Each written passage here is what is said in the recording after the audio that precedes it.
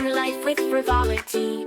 Parties and balls, a life so grand. Little did she know what fate had planned. Ollie, Ollie, the wandering candlewick, chosen by Sybil in her destiny's down. The stick from towers of paper to the open road, a reluctant cleric with powers bestowed.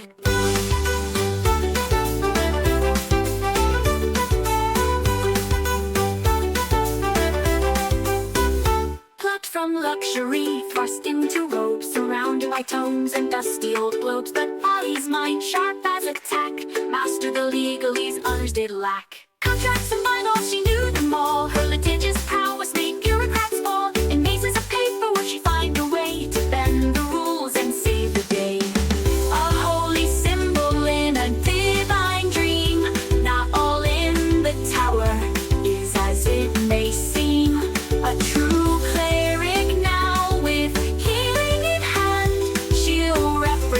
the tower across the land. But Ollie sees more than meets the eye. All timelines at once, futures that fly. Past, present, future, all intertwined, sometimes leaving the present behind. But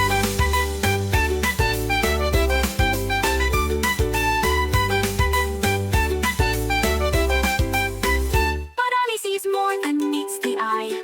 All timelines at once, futures that fly. Past, present, future, all intertwined, sometimes leaving the present behind.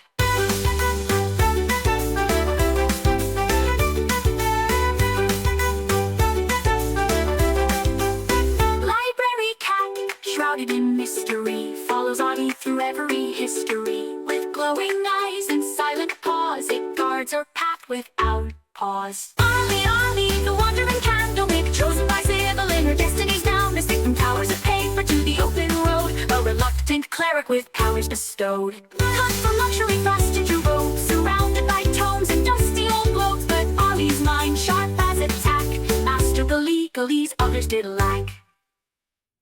Oh, hoist up the sails, let the winds take a grip. For Thaddeus Turnpike commands his ship. For good on the waves, a sailor so bold, with magical powers and a heart of gold. Old Thaddeus sailed the endless sea, with little Boo-Boo as wise as can be. Through tempest and tide, they roam far and wide, the Turnpike legacy, their unfading pride. From the mighty Turnpike line he hails, with the lineage of captains braving the gales. A scion of seafarers fierce and grand, with the smell on his lips and the sword in his hand. Behold Thaddeus, master of the smell, with little Boo-Boo through heaven and hell. They dance with the stars, they flirt with the dew, their laughter echoes in the ocean's blue.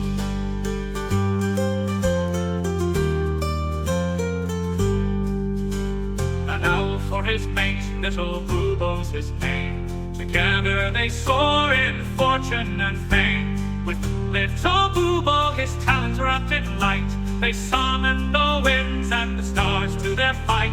A curse of great power, a gift or a bane, Thaddeus wields it with little to fame.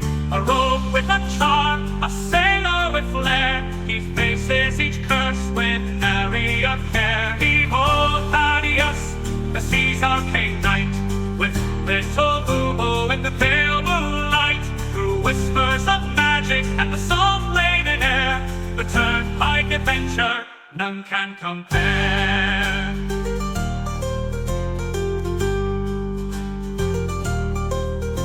So sing of the Turnpike, the legend, the tale, of Thaddeus and Boo-Boo setting sail. For where the map ends, their journeys just start. The sea's in their blood, magic in their heart.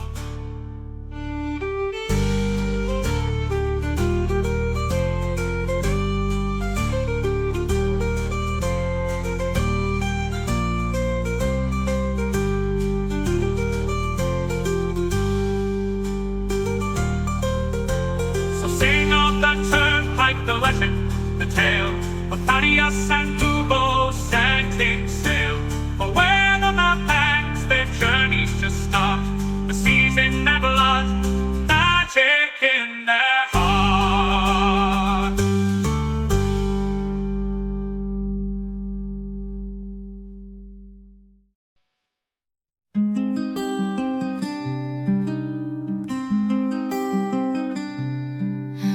miscellaneous fields, a halfling stood tall. Sea gray eyes, a fighter's call. With Fiona's love and Angus' smile, his world was bright for a little while. Oh, Harold Gray with list in hand, a promise made, a journey planned. Each task he'll mark, each dream fulfill. For those he's lost, his heart beats still. From Zakar streets to golden fields, their family loved the greatest shield. They dreamed of wonders near and far, penned on a list beneath the stars. Oh, Harold Gray with list in hand, a promise made, a journey planned. Each task he'll mark, each dream fulfill. For those he's lost, his heart beats still.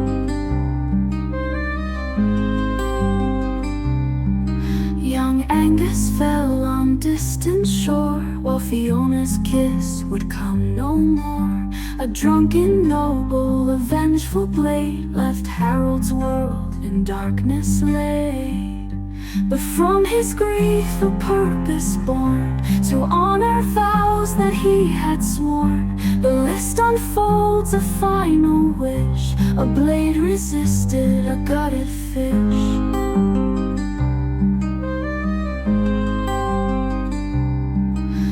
Harold roams through joy and strife, to live for three in one short life.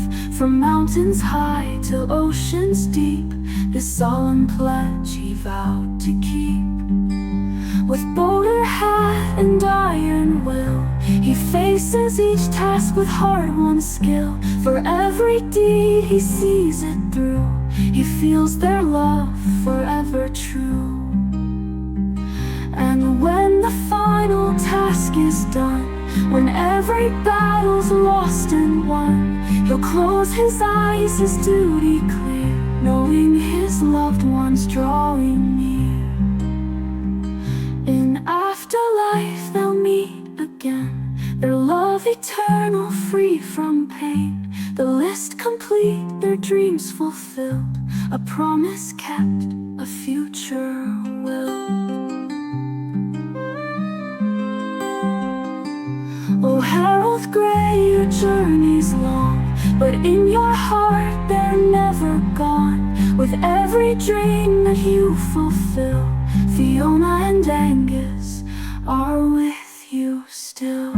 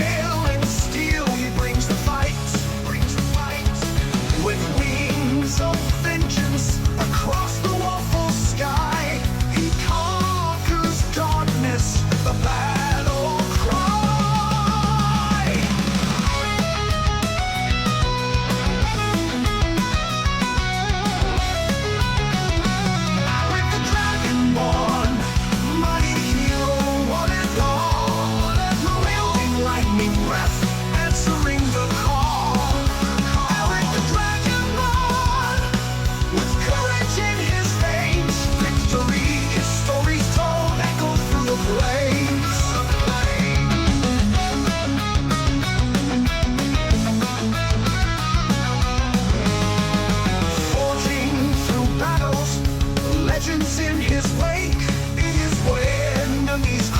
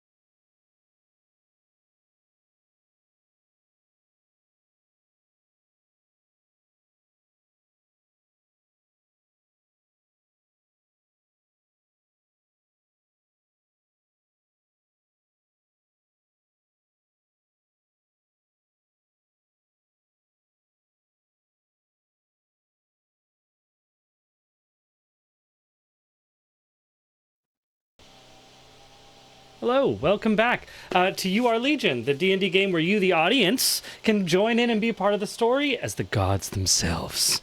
Feel free to use the Eternity Crystals you have to give any character, PC or NPC, advantage or disadvantage on any roll. Those are available next to the bottom of the chat there. And remember to write in which roll you want to affect. My name is Coy. I'm going to be your game master today, and I'm joined by some people you might recognize. Let's start welcoming back after a week away, Sean Boyd. Welcome back, Sean Boyd, as for having me. A well-bathed blue dragonborn. Had some time in the hot tub last week. And continuing on around the circle, up right above me, I have Claire Hogan as the noble kender cleric of the World Tree Zivelin. Arlie Candlewick. One of the Arlie Candlewicks we have? Who knows? Yeah, anything is possible. Beside her top corner is Sam Gilroy. Welcome back, Sam. Peeking at his character sheet, I think, considering how close he's looking to the screen. And, of course, Michael Keane next to me with the mustachio working on his Warhammer. And welcoming back a special guest, Neil Babcock. Thanks so much for coming back, Neil. We are in a crazy place right now. Let me reiterate. What was the divination? Arlie cast divination, I believe. Was that the spell? She cast legend lore on the librarian to learn that it was herself. And she's been preparing the ritual casting of the spell Hallow to consecrate the sort of sacred ground for the upcoming demolition. I mean, by which I mean sacred rebirth. Sacred birthing, sacred demolition / rebirthing of the World Tree. Incredible. We are actually getting into a little place in terms where time is going to be an important thing to track. I want to start us off at hour 0, just in terms of our tracking of time. So we will say that is the end of the long rest that just occurred. Some of the players did not have those long rests, but we are going to be starting at this hour 0 because I want to know what people are doing, how long it takes, because especially a few of these spells that were called out right at the end of last session have preparation time, and then they have operation time, and cost of spell slots and rest times. And so coordinating all that is an important thing, I think, within this session. That's something I'm happy to let you guys coordinate. It's not something you need to do without coordination. But starting back, everyone wakes up, levels up with that morning in the library, and as you all come into the library or come back to the central place in the library where the tree stands, you see that a library cart has been drawn up by Nona Candlewick, and there's a little pile of... There's 5 separate little piles of books laid out. And whenever someone comes into that space the first time, she will say, "Oh, I know you have a big day, but I've prepared some breakfast for you." And she hands you the top little book that's on a pile. Here in the library of Zivelin, one needs not eat, but one always may hunger for knowledge.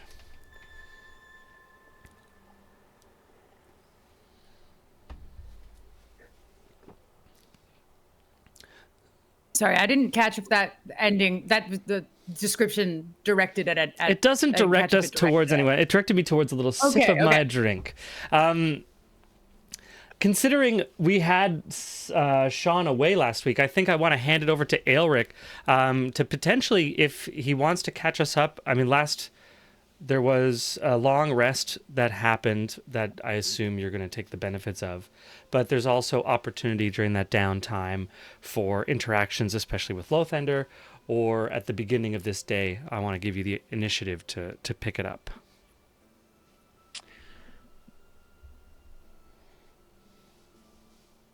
Great. So he's going to get it back. He's going to pull himself out of the crocodilian bath and pull back on his common clothes and walk over to Lothander. Or we're still in the tent of many splendors, or whatever the heck it was called. We can say that this conversation happened during that downtime. Once we start at hour 0, that spell will have completed, and we'll be back in the library. Great. So towards the end of this whole thing, he pulls himself out and just kind of drip dries out there. Goes to Lothander and says, "How do you see this ending?" This? What do you mean? All of this. Well, this spell... maddening quest of ladder rungs that keep going up and up and up to some infinite sky that we can't seem to get on top of. How do you see this ending? That's the fun part. It doesn't.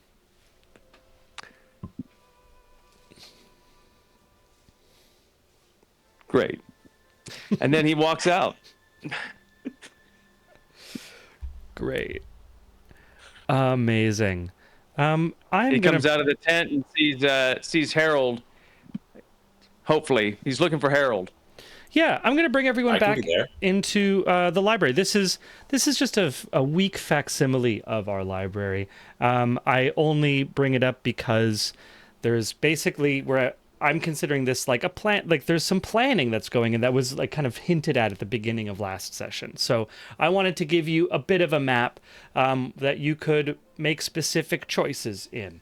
This library obviously goes much beyond what the battle map is showing, but here is, I think, large enough for us to work with at the heart of it here. I am starting you all at the south end of that battle map. That door is where you just came out of. That's where the spell to the rest site is. Feel free to like move your character around. There's nothing necessary, like, just to investigate the space. I'll try to bring it up for our audience as well.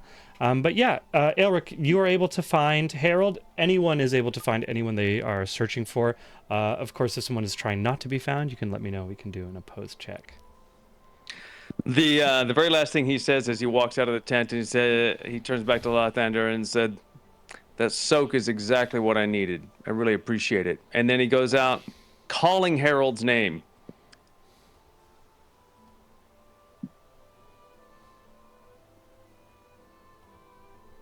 And he just basically just sits and waits in front of the tent of many splendors until Harold moseys around. And if anybody gets there before, I'll have a conversation with whomever.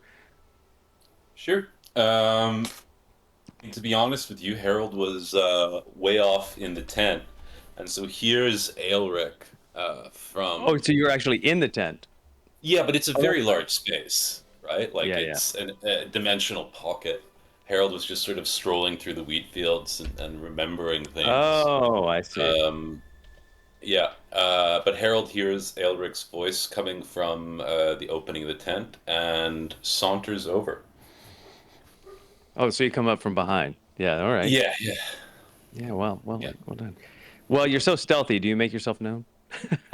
I'm not that stealthy anymore. Okay. I've gotten a bit older. Lost some of my old stealth. Great. Harold says, Hey. I think I'm going to let all that go.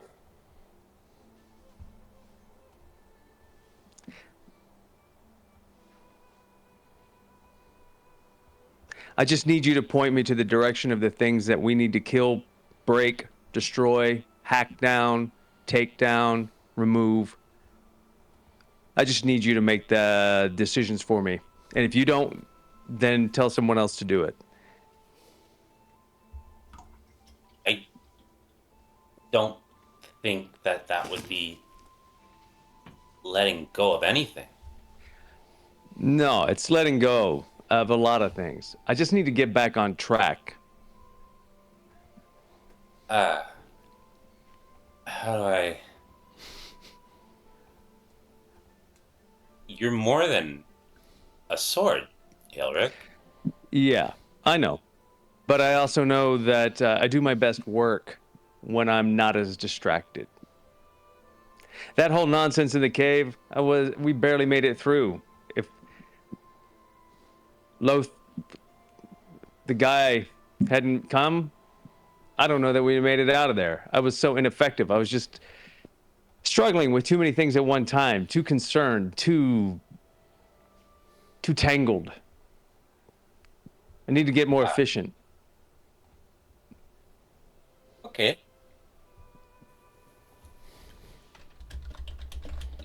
Keep the book. I'm going to keep the book. That's one of the reasons I'm getting more efficient. So I can put, as you say, important things down. And some not important things. But I can't sift through it all when I'm struggling with all of this other stuff.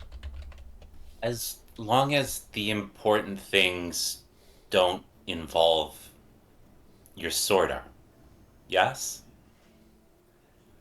Yes. Okay. Yes. I've Well- just made everything way more complicated than it needs to be, and I simply can't do my best work in my role in this party, in my family. I cannot serve it the best with all of those other things. Okay.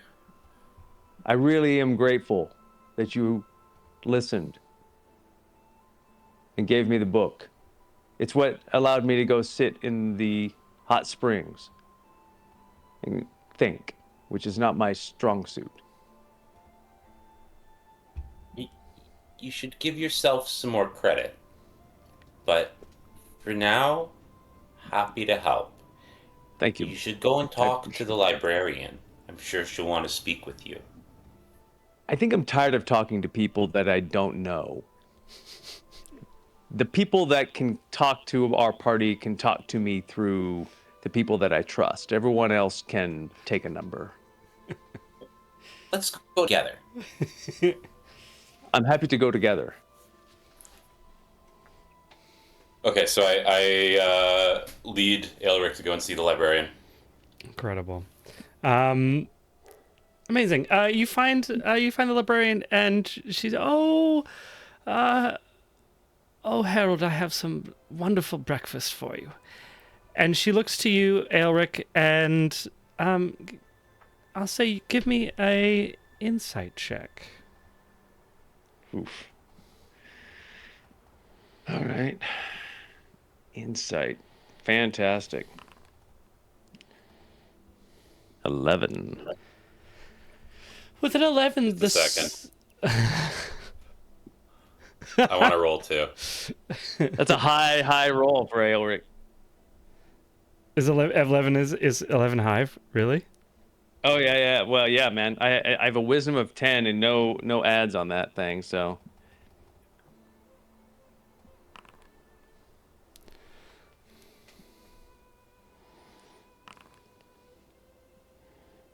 Oh yeah, I'm sub that. Just a bad roll. Okay. Elric, you're only here because Harold said to come along. The little old Kender from some mystical, magical hullabaloo land hands you a book, calls it breakfast, and does just any other series of logicless actions in this made-up logicless world. Okay. But stares at you for a long time. Fantastic. Okay, great. Yeah. Do you check the book? Do you read the book? Sure. I'll read it. Is it in a tongue that I can read? It is. It's actually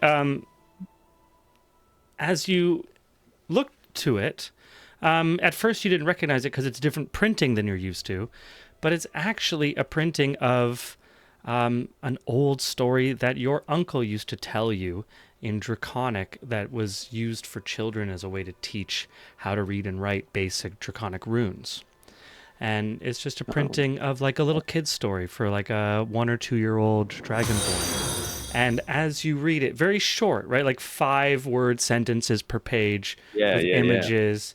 As you get to the end of its 7 or 8 pages, you just feel this, as if you've come out of almost the mental equivalent of that hot bath that you just were enduring for the last 8 hours. This refreshing and rejuvenating of old things coming up and churning whatever sediment had rested. Okay. Does it? Is it an effect that I need to know about with respect to how it would change my disposition or my choices? No. It's you feel full. Okay. It's definitely Okay. it's not influencing you in any way. Okay. Great. Yeah. And I thank the Kender and in Kender and. Oh, yeah, well done. Yes. Mm. She Thank you. responds in Draconic. Of course. Well, fantastic. And I'm going to put the book in the bag next to the book that Harold gave me. What book did Harold give you? Harold gave me the tiny book that he had made. Journal. Yeah, the journal. Yeah. Amazing. The book. Harold, do you read yours? Yeah, what is it? Your book is a almanac. It's a farmer's almanac from a long time ago, many years ago. At first, it isn't clear because it's listed in a year that is not a current dating system. And you realize as you go through it that it's an almanac for a region in the halfling homeland pre-cataclysm in the lowlands. Wow.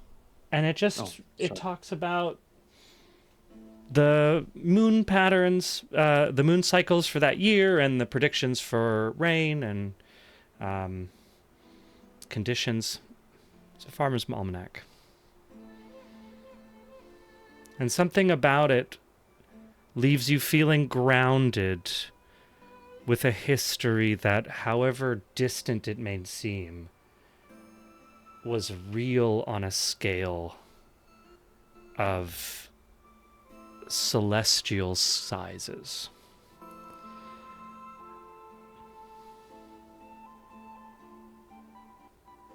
Harold thanks the librarian. Oh, of course, Harold. And when you're feeling up for it, I have a little nip of lunch for you later. Where do we find Arlie? Arlie did Arlie get a long rest? Or I think Arlie was up all night, right? She's been doing the Hallow spell. So, and it's a 24-hour casting time. Okay. So we sort of said that she was, and we made, what did we joke about? Oh, we joked for the incense portion of the somatic components the tactile components she's using, material components, is that she gathered up all the spices like from the kitchen. So she's just like burning Old Bay and like the turmeric and like whatever else, just like in an attempt to create. So I don't know. So the place either smells really strongly of like 1,000 different soups, or it just smells like pungent smoke. You know, I don't know. I love but this. Like faint. So Arlie's Hallow spell is the first thing that we need to get in terms of our timeline. So I will say when Aelric wakes up and leaves the tent, that's when the clock starts counting. Now, did Arlie start casting the Hallow spell before that? I thought she had started casting it at the end of that long rest, pretty much. Is that we had all gone and done our long rest or not long resting activities. And just as the next day was starting, she was going to start casting the spell, and we were going to take like it was going to be like a 2 full day experience. but maybe I misheard that. No, it's awesome. I'm just trying to clarify it all. So in that case, to kind of to calibrate our timeline, I'll say that Arlie, you're coming into, you are picking a place to start your Hallow spell around this time when Aelric is coming out of the tent. So on the map, where do you want to cast the Hallow spell?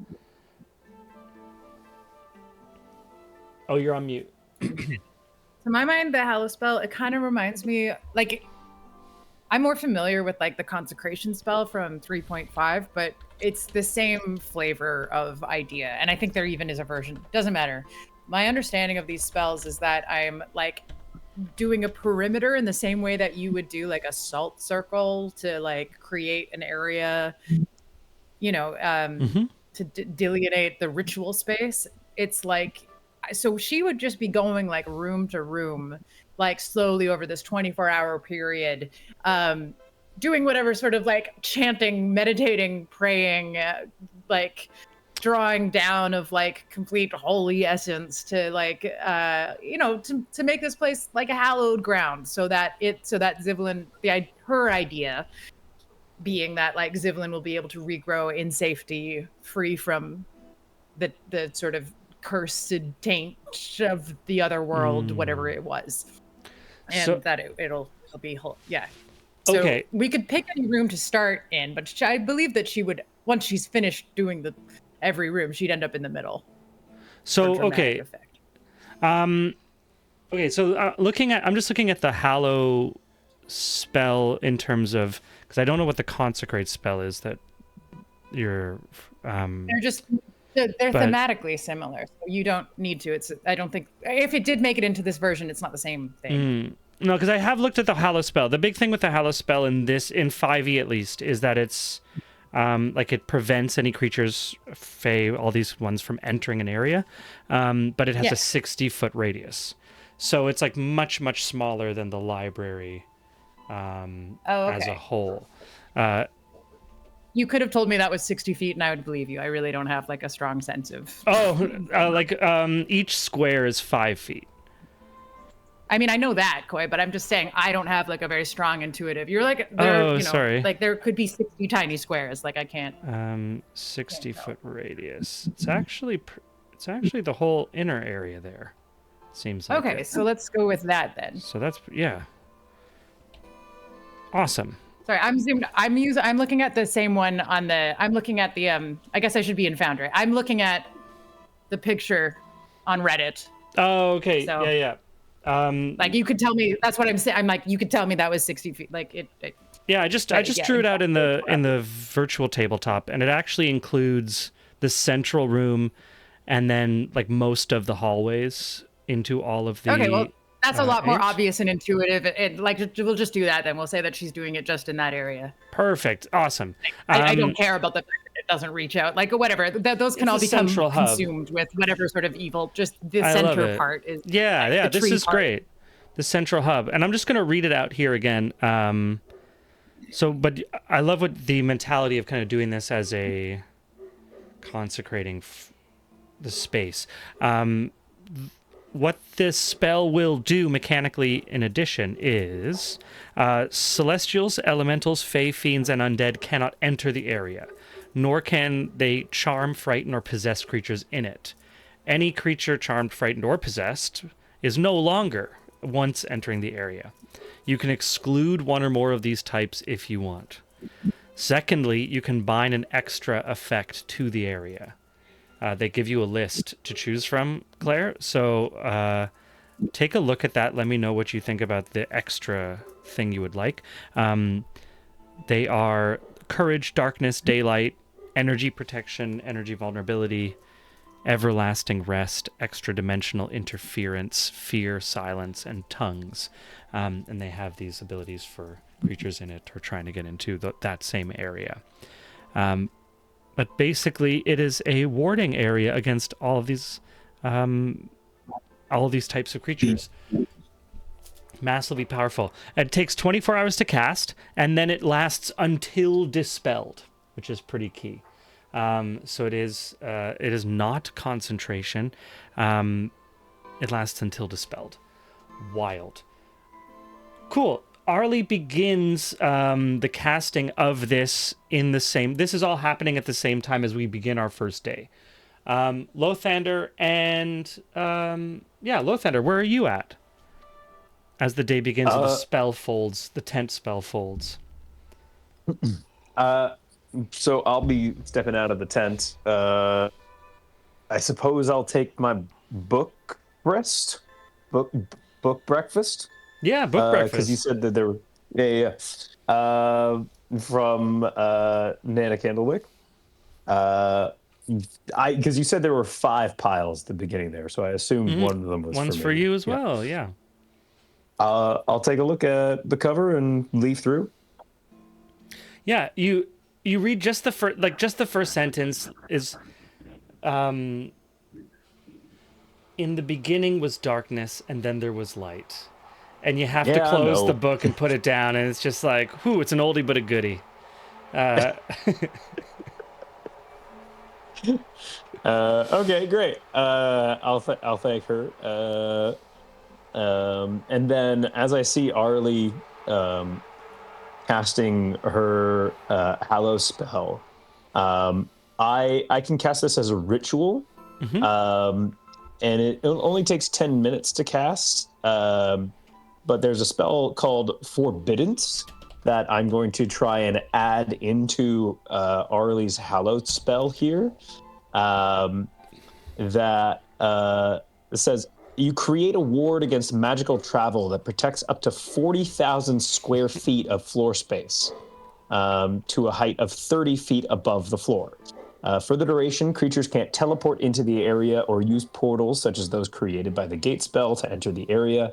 The spell proofs the area against planar travel and therefore prevents creatures from accessing the area by way of the astral plane, ethereal plane, Feywild, Shadowfell, or the plane shift spell.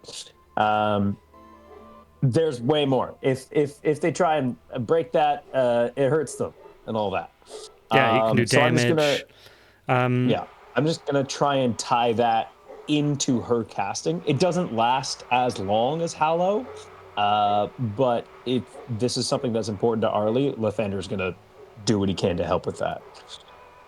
Yeah, so it lasts a day, but the casting time being 10 minutes.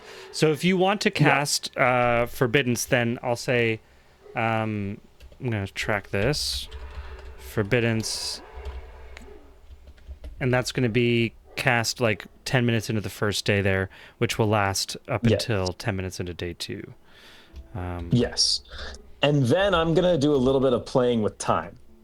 Oh, because at hour 15 of Okay. Arlie's casting, I am going to cast Hero's Feast, which has a 24-hour time. Like its effect lasts for 24 hours, but I'll be able to take a second 8-hour long rest and regain my 6th level spell slot before the end of her casting of Hallow.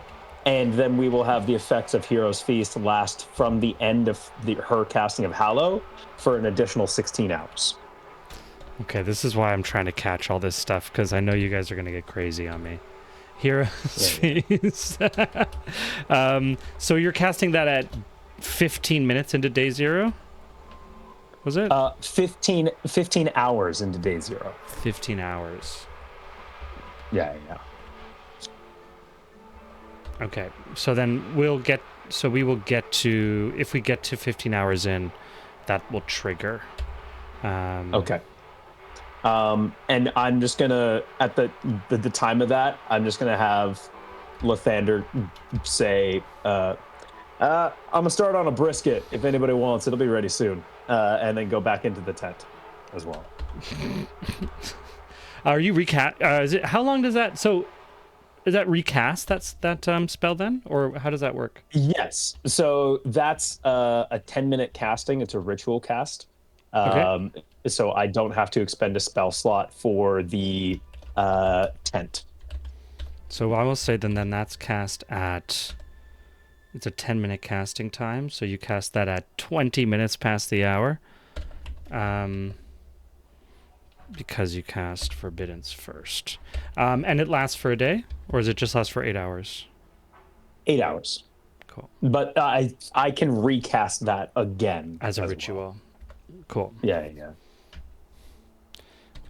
Okay, so you're starting to cast some stuff. Thad, as you're getting out, probably the most spell casting you've seen done by your party. You have Lothander ritual casting, you have Arlie ritual casting.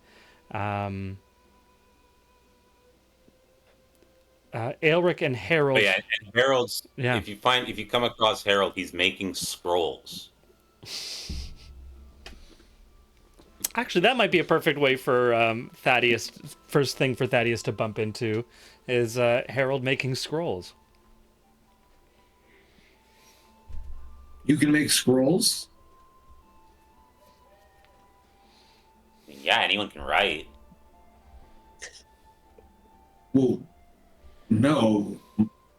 Most people I knew couldn't read or write.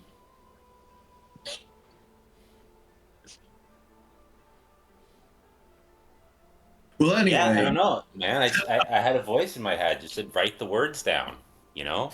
I got real tired. I could only do 2 things in that dungeon.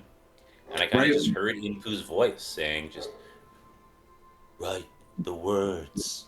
Life of the cleric. I'm gonna get another bite to eat. Have you seen Big Blue anywhere? He was reading a book. Okay. Yeah. Yeah, it's that. As you keep searching for Aelric, you pass by Granny, or like Nona Kendallwick, who passes you a little book as she trundles by with her library cart. I asked last night, but I just want to make sure I can take all of the books that I found in the stacks, correct? Oh, yes, of course. I forgot. She takes out a little card from one of the pockets in her robe, opens the front cover of your book and slides the card into a little pocket that's been stuck to the inside hardcover and gives it to you. Yes, just remember to keep your card. What is yeah, thank you. What did she hand me? She handed you a trades book. This is a book for setting up a base camp. Basically, your people, they're like a series of families and clans, the Turnpikes being one of the more powerful ones. But at a certain point, it was kind of one of the unifying moments and milestones of your culture was combining of intelligence to create a little encyclopedia that people could take with them that would kind of have all the information they need from navigating to setting up camp with or without having survived like a shipwreck or if, whether their ship's fine or not. It's a book that kind of everyone had, and the way that everyone had it before a printing press was that part of your learning in school was to write your own, basically copy it from all these other sources. So everyone was slightly different, but there was a kind of standardized methodology. The one you're reading does have a Turnpike signature in it. And you can give a history check if you want to see if you can identify the individual. History check.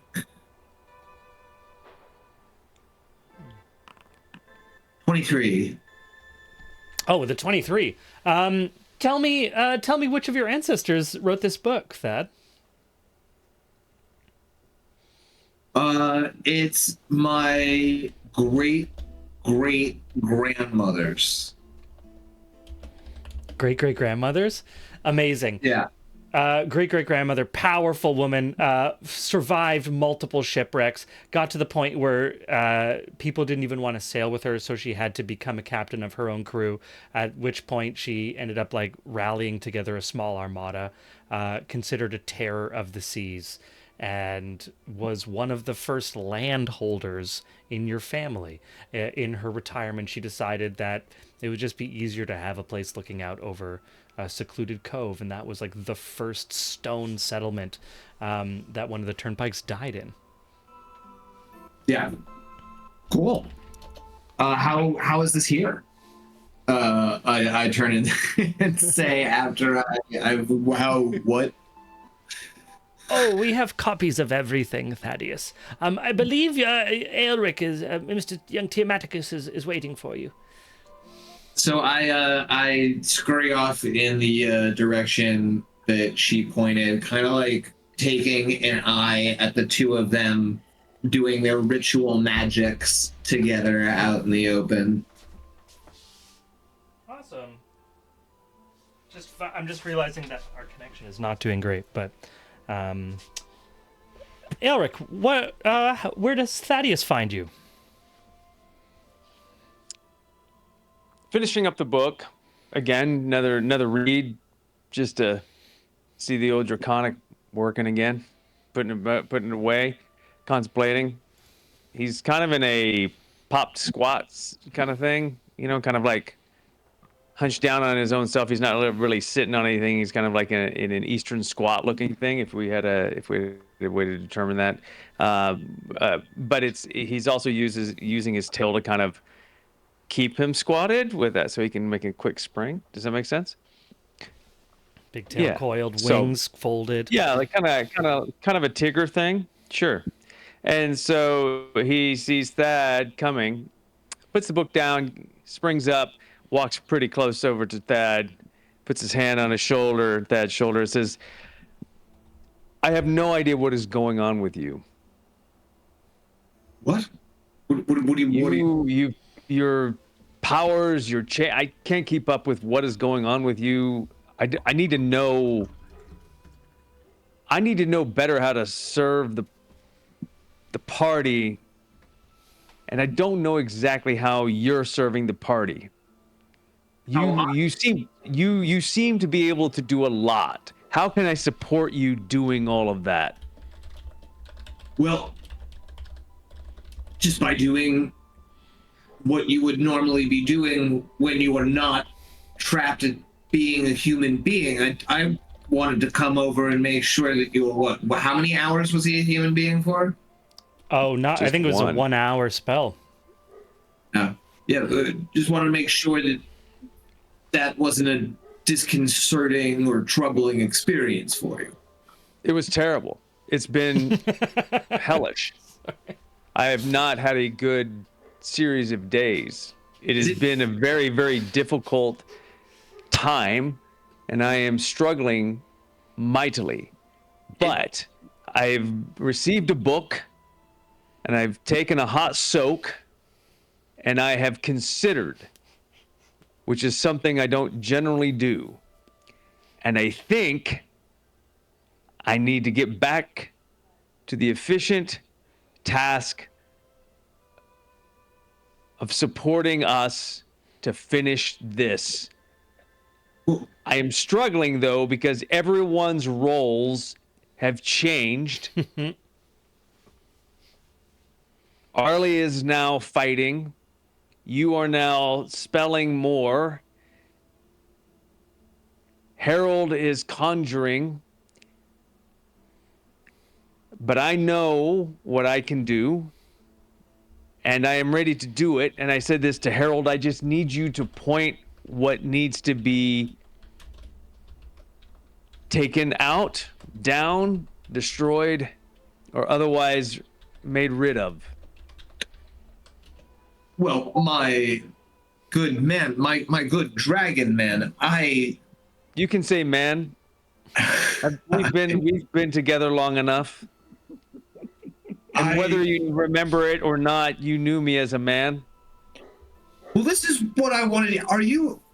Was being in one of our bodies such a profoundly emasculating, weakening experience for you, so terrifying that you doubt your place within our... You say that we're all changing, You have wings! So you can fly! He gets very, very close to Thad. Very close to Thad. Thad, it's not just 1 hour. I have 28 years of human life within me. You don't know what I'm talking about. Which way You have is no it? memory of it. You have no memory of it. No. I am trying to cope with all of that. The different sensations between skin and scales in air. Between having the soft touch of other skin on my skin as opposed to on scales. And having mammalian thoughts rather than mine. They're different? Exceedingly. And so Oh. that has been cluttering me in a way that I am not proud of. And I need just a little bit more efficiency so I know how to best support us. So that's why I come to you and say, what is going on with you? I mean, nothing that's. Well, you see, the whole problem is the profound paradox that's at the root of the Zivelin issue. Let's say there could have been a world that had existed, in which Zivelin was either none of the gods were trapped or Zivelin had been trapped. This is what I was supposed to be, except my powers probably wouldn't have this weird shadowy thing about them. That might be a separate issue. But because I'm part of the paradox, you see, the old Thad that you knew that couldn't cast his spells, but instead would have that backfire within inside of his own body, that was part of the paradox. I'm going to have to trust you on most everything that you just said because I don't really understand it. I still haven't caught up to everything that has gone on with us or the powers that throw us around. I am still fighting for clarity, and some of these things are beyond my ability to hold on to. But I do feel that you have changed in how you manifest your power, how you go through the fighting, how you interact with others. And I just need you to help me make sure I'm doing the things that I need to do for you to do the things that you do. It was Uncle, wasn't it? Yes. Did your uncle ever give you a god that you pray to, some sort of old lore? Of course. Well, when I look around and I see what our group is now, we have the only cleric that could have possibly existed, the first among the new gods chosen among us. I died a death that only the death of a god could bring back, and here I am. Harold's an assassin for a god now. My sister has been chosen by the sea. So, if you're having a crisis of faith, and not a crisis of an interpersonal relation, maybe pray to one of the gods your uncle told you about. They're existent in the world again, my friend. I am not having a crisis of faith. I'm having a crisis of place. Oh, your place is the same as it has been and always will be, my friend. You are the anvil, and the rest of us are the hammer. You do what you continue to do. You keep things in place so we can move around them and beat them to death. None of this works without you doing that. And he goes to that again closely, even whispering now.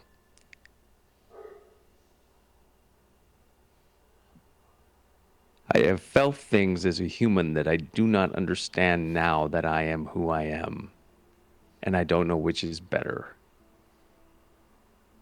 But the memories linger from someone you can't remember. And that is the problem with my place. I am in two places, split, confused. I have thoughts about that after this evening. Okay. We will discuss more. I just needed to speak about this with you. As the only human here. I do think that you need to hear this, because in the confused feelings that you might be having in resolving them, and who in the party you should maybe have a conversation about that with, I have pieced together that while we might have all been together over there, Arlie wasn't over there. Right? There was some sort of ritual. I don't know. I know it's all painful for you to hear to talk about, but when it ended is when you found her.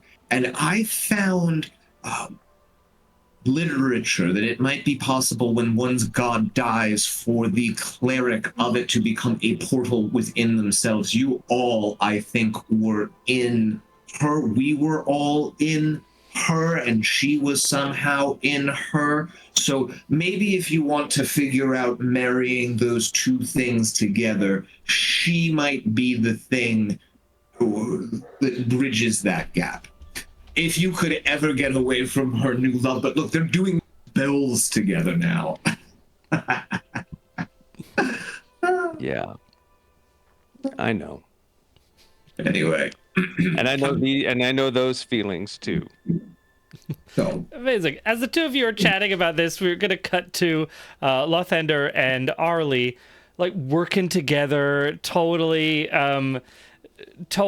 in sync, simpatico, and also entirely not on the not in any tone the way that you two are worried about, which is kind of the fun of this relationship.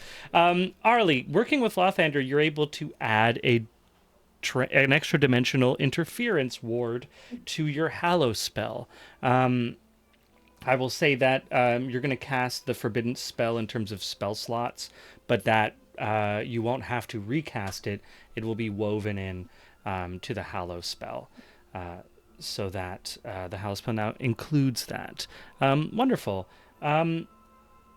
Lothander, is there anything that you want to, while the two of you are working together for this period, is there anything that you are chatting about?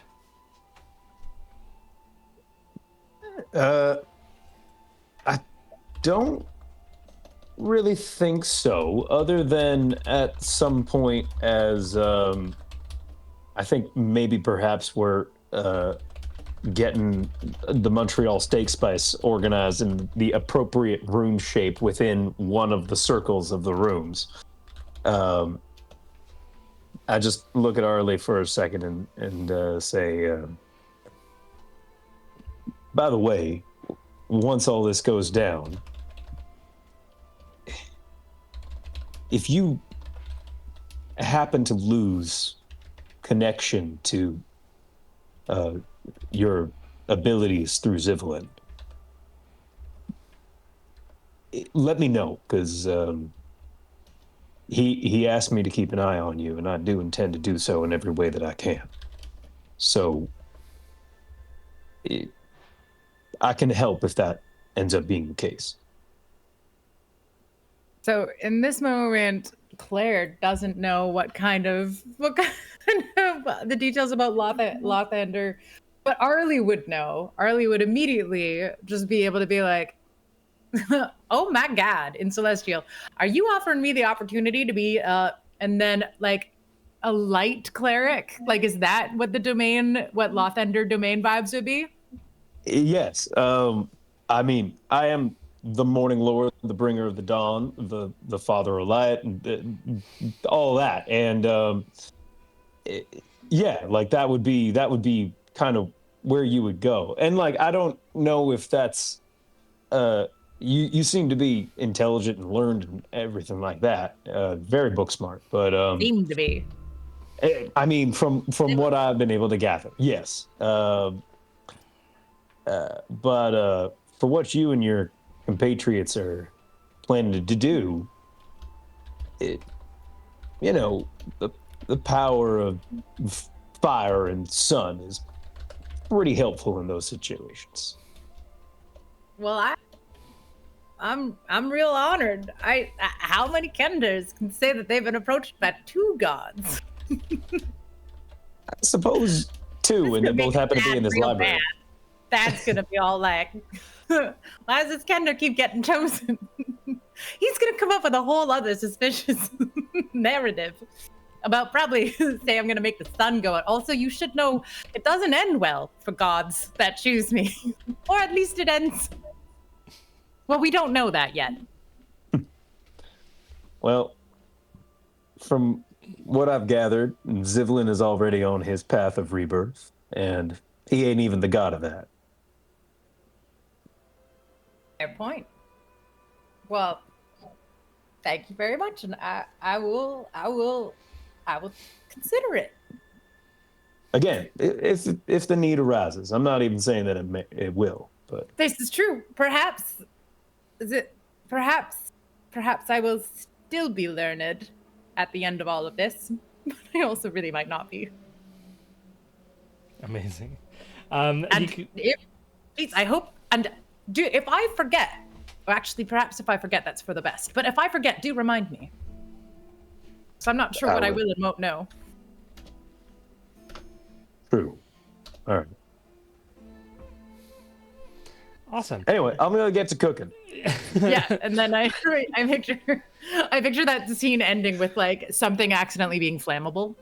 Like, put it out, put it out.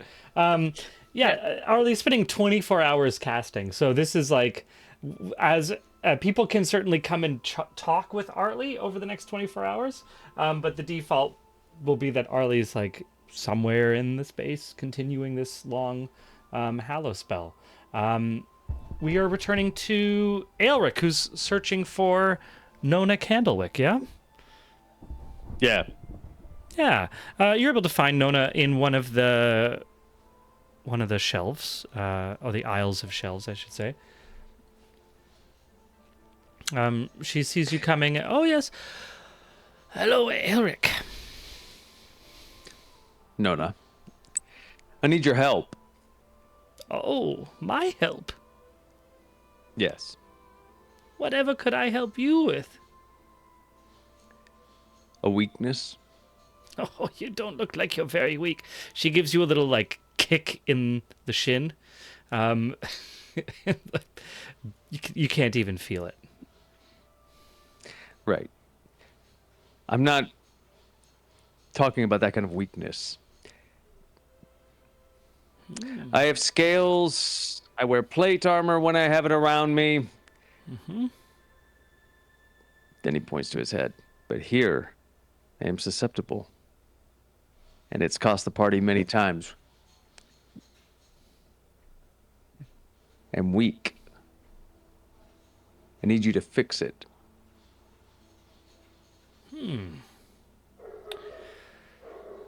Well, off the top of my head, there was a book somewhere here that you might give you something that you're looking for, but I'm not quite sure.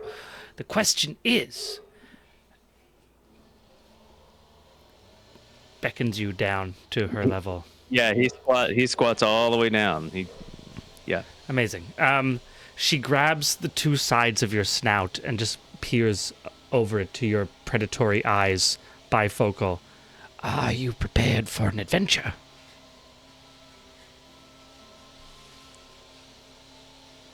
Yes. Excellent. Then an adventure it is. Elric, I would like to ask for you to give me an investigation roll with advantage because Nona Candlewick is helping you. This is going to be for the next 8 hours as you search through the books for something that she says she remembers would be really helpful for this.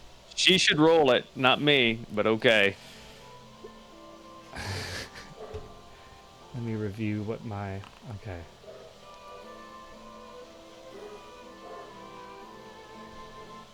Yeah, the very best I could do with that advantage roll was 13.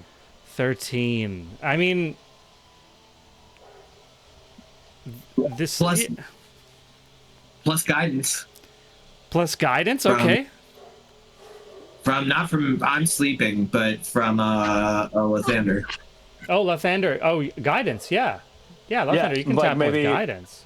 As I'm just heading back to Yeah. the tent, I see Aelric and Nona riding on his back like Yoda on Dagobah.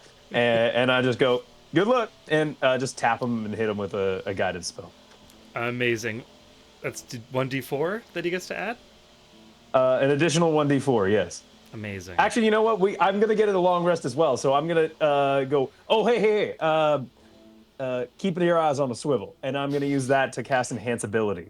Okay. So that's he gets 1d4, and enhance ability gives him an additional what? I am so used to playing support characters. Damn it, where is it? Enhance.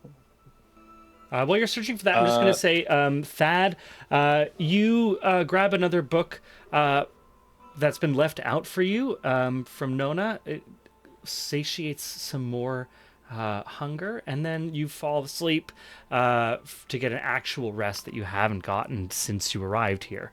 And then I assume on waking up, you'll be returning to study that fancy new book you got.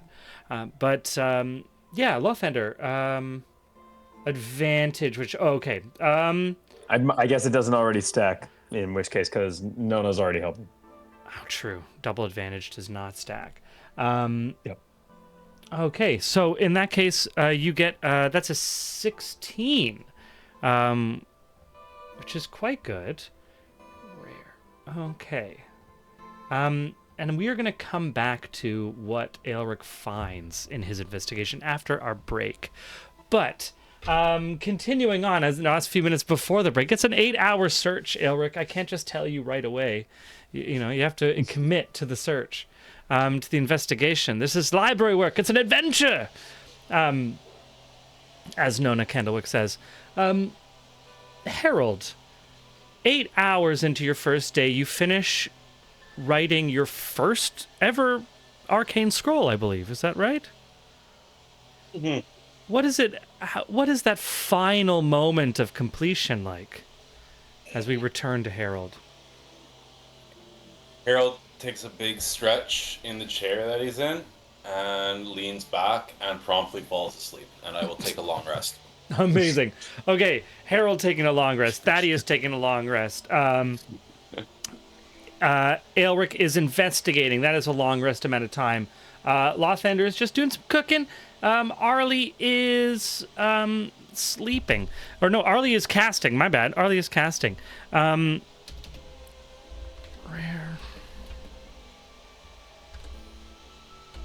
Now, Aelric, when you were talking about your weakness and you're talking about the wisdom.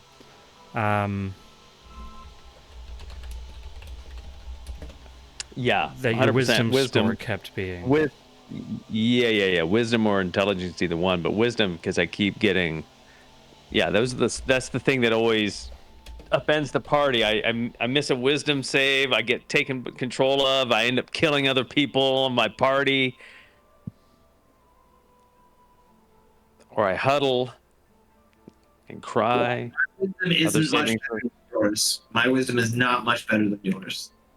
Well, I get no bonuses. I don't get negative bonuses, but I get no bonus.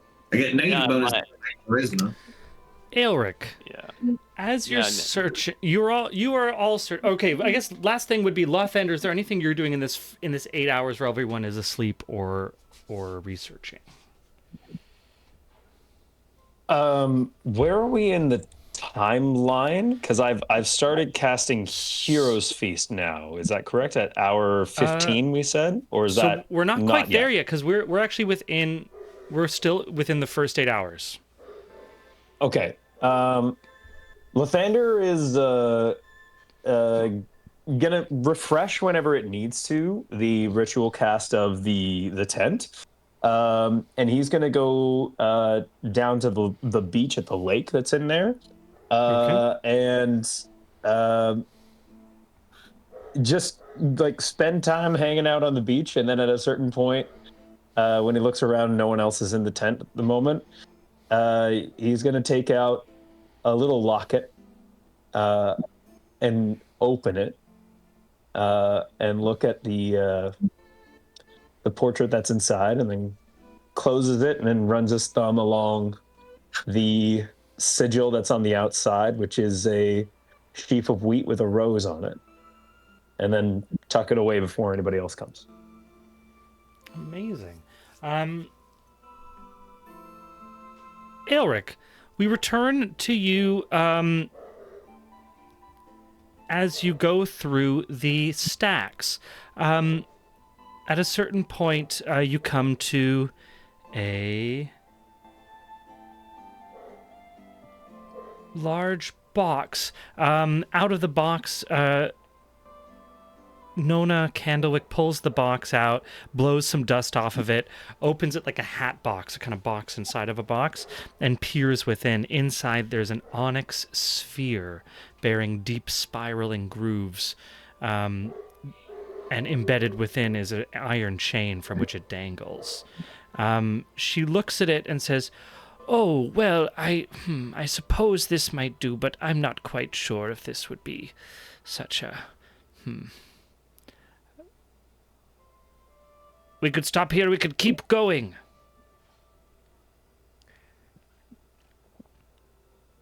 I have no idea what we're looking for, how to look for it, or how to use what we find. So I put it to you to choose. Ah. Well, here. And she picks up the box and hands it to, holds it to you, open, top open, towards you. And I mean, he's not gonna know. He has no anything. He assumes it's magical. Aelric assumes it's magical and says, "What do I do?" Well, you take it, dear. So he reaches in, grabs it by the iron chain, and pulls it out, out of the whole box. Yeah, pull it Like out of the this. box. It's a small, like, piece of jewelry almost. Like would hang from maybe the hilt of it, like the pommel of a sword as a piece of dangling jewelry or off of a belt. Deep black sphere with kind of spiral grooves. It has something fascinating about the way the light dissipates and is eaten up within it, and also shines off of its imperfect surface. Something about it is fascinating, and you feel the desire to kind of investigate it more, or spend more time with it, or just take it all in. Yeah, I don't know how much this will work, but I've got all that. One of my proficiencies is that jewelry making stuff. Is from the very beginning. I know it gives me something, but where is that on my character sheet? I don't know where that is.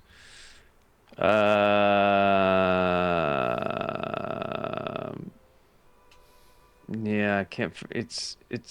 I don't see where it is on this. Right? It's the. Dang it. All I have is the tool proficiencies on here. Okay. Well, what do I need to roll? My investigation then? or arcana? Yeah, this would be this would actually just be as a magical item. It would be in attuning, and I believe attuning just requires a long rest. So you just have to spend a long rest attuning to this magical item, at which point you would be able to access, like connect at an arcane level to be able to access the magics that it is offering. Okay. I'll put it back in the box for right now, because the box is what, this big? Yeah. Or is it like little this jewelry big? box? Is it In your hands, Okay, it's jewelry box. quite small. Quite small. All right, then I'll put that in the pack, and I'll find a way to attune it at a later time. And then as he's putting it in the bag, he drops down to his knees again and says, "I don't know what this is going to do, Nona, but thank you for the attempt." Oh, she gives you the cap to the box that you can close it. She says, "My dear Elric, of course, absolutely anything you need. Don't ever be afraid to ask." How do I ask? Well, you just did, dear. You see, you just came to me and you said, "I need something." It's that simple. But we're going to leave this place. I won't be able to just ask again. You'll have to ask someone else. Okay. Now, can you lead me back to the... Of course, just this way. It's not too far. No matter how far in this library, no matter how many turns and aisles you go down away from the center, whenever you need to get back, it's only one or two turns and then you're in the center again. It's a weird, like, you can keep going and going and going, finding yourself deeper and deeper, but it's like the opposite of getting lost in the maze. Whenever you feel like you need to get out, you're right back and just one turn away from the center. And I'll say, for the sake of looking at our map, basically, whenever you go off to investigate, you're going down one of those hallways. Those hallways are where the Hallow spell ends. And then the deep investigation is into any of those rooms, which kind of can continue for an ad infinitum.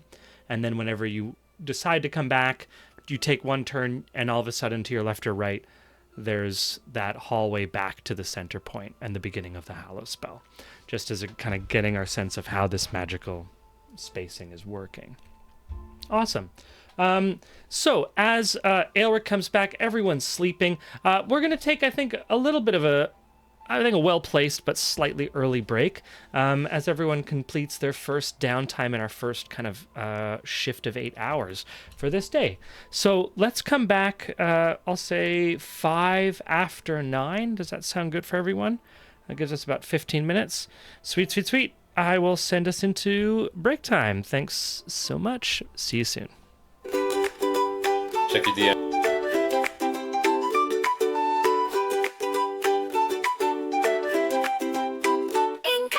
Manor, born to nobility, Ollie danced through life with frivolity.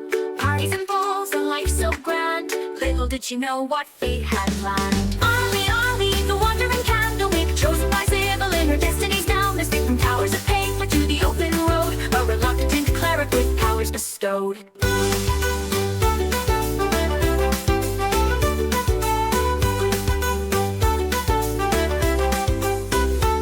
From luxury, thrust into robes, surrounded by tomes and dusty old globes. But Ollie's mind, sharp as a tack, mastered the legalese others did lack. Contracts and bylaws, she knew them all. Her litigious prowess made bureaucrats fall. In mazes of paper would she find a way to bend the rules and save the day. A holy symbol in a divine dream.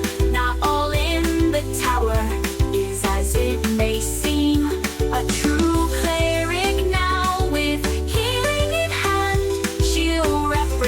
the tower across the land. But Arnie sees more than meets the eye. All timelines at once, futures that fly. Past, present, future, all intertwined. Sometimes leaving the present behind.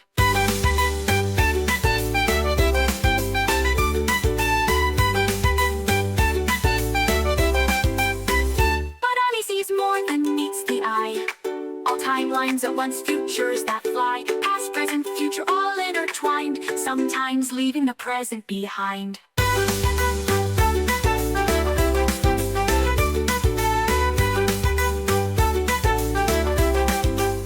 Library cat, shrouded in mystery, follows Audie through every history. With glowing eyes and silent paws, it guards her path without pause. Ollie, the wandering candlemaker, chosen by Sybil in her destiny's now, mystic from towers of paper to the open road, a reluctant cleric with powers bestowed. Cut from luxury frost into robes, surrounded by tomes and dusty old globes, but Ollie's mind sharp as a tack, mastered the legalese others did lack.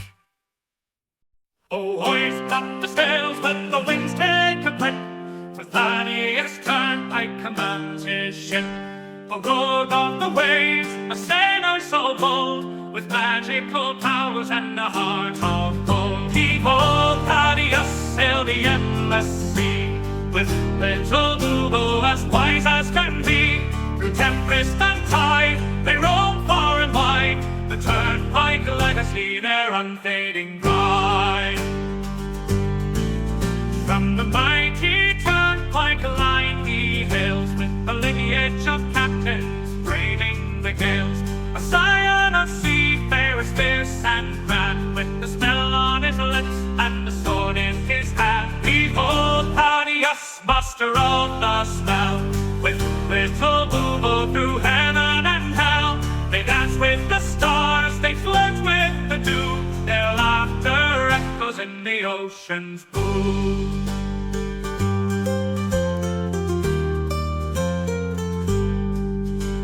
And now for his mate, little Lubo's his name.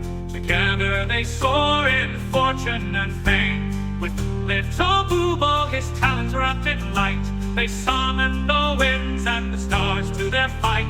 A curse of great power, a gift or a bane, Thaddeus wields it with little to fame. A rogue with a charm, a sailor with flair, he faces each curse with nary a care. Behold Thaddeus, the sea's arcane knight, with little Lubo in the pale moonlight. Through whispers of magic and the salt-laden air, the Turnpike adventure none can compare.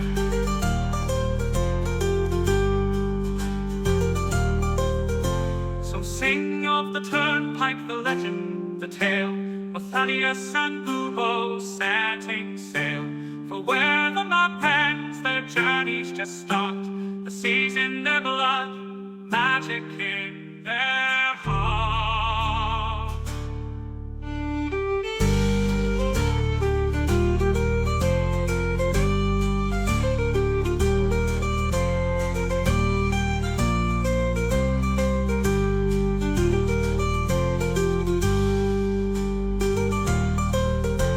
So sing of the Turnpike, the legend, the tale, of Thaddeus and Lubo setting sail.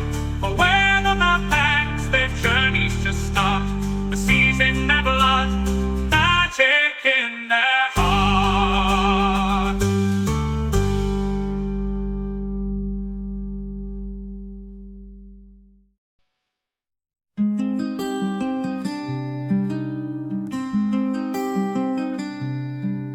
In Salonia's fields a halfling stood tall, sea grey eyes, a fighter's call. With Fiona's love and Angus' smile, his world was bright for a little while.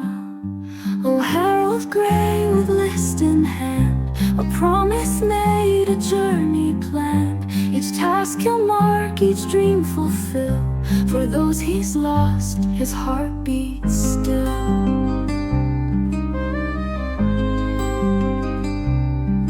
From Zakar streets to golden fields, their family loved the greatest shield.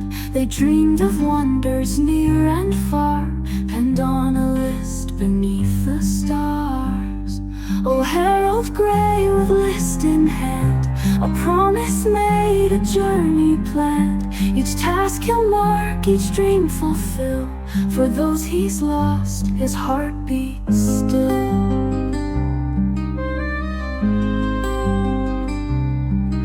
Young darkness fell on distant shore, while Fiona's kiss would come no more. A drunken noble, a vengeful blade, left Harold's world in darkness laid. But from his grief a purpose born, to honor vows that he had sworn. The list unfolds a final wish, a blade resisted a gutted fish.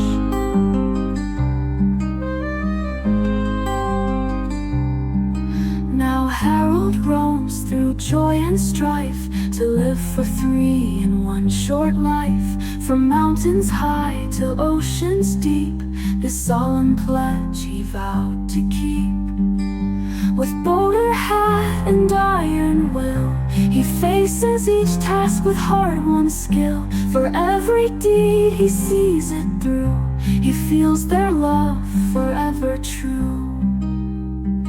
And when the final task is done, when every battle's lost and won, he'll close his eyes, his duty clear, knowing his loved ones drawing near. In afterlife they'll meet again, their love eternal, free from pain. The list complete, their dreams fulfilled, a promise kept, a future will. Oh, Harold Gray, your journey's long, but in your heart they're never gone. With every dream that you fulfill, Fiona and Angus are with you still.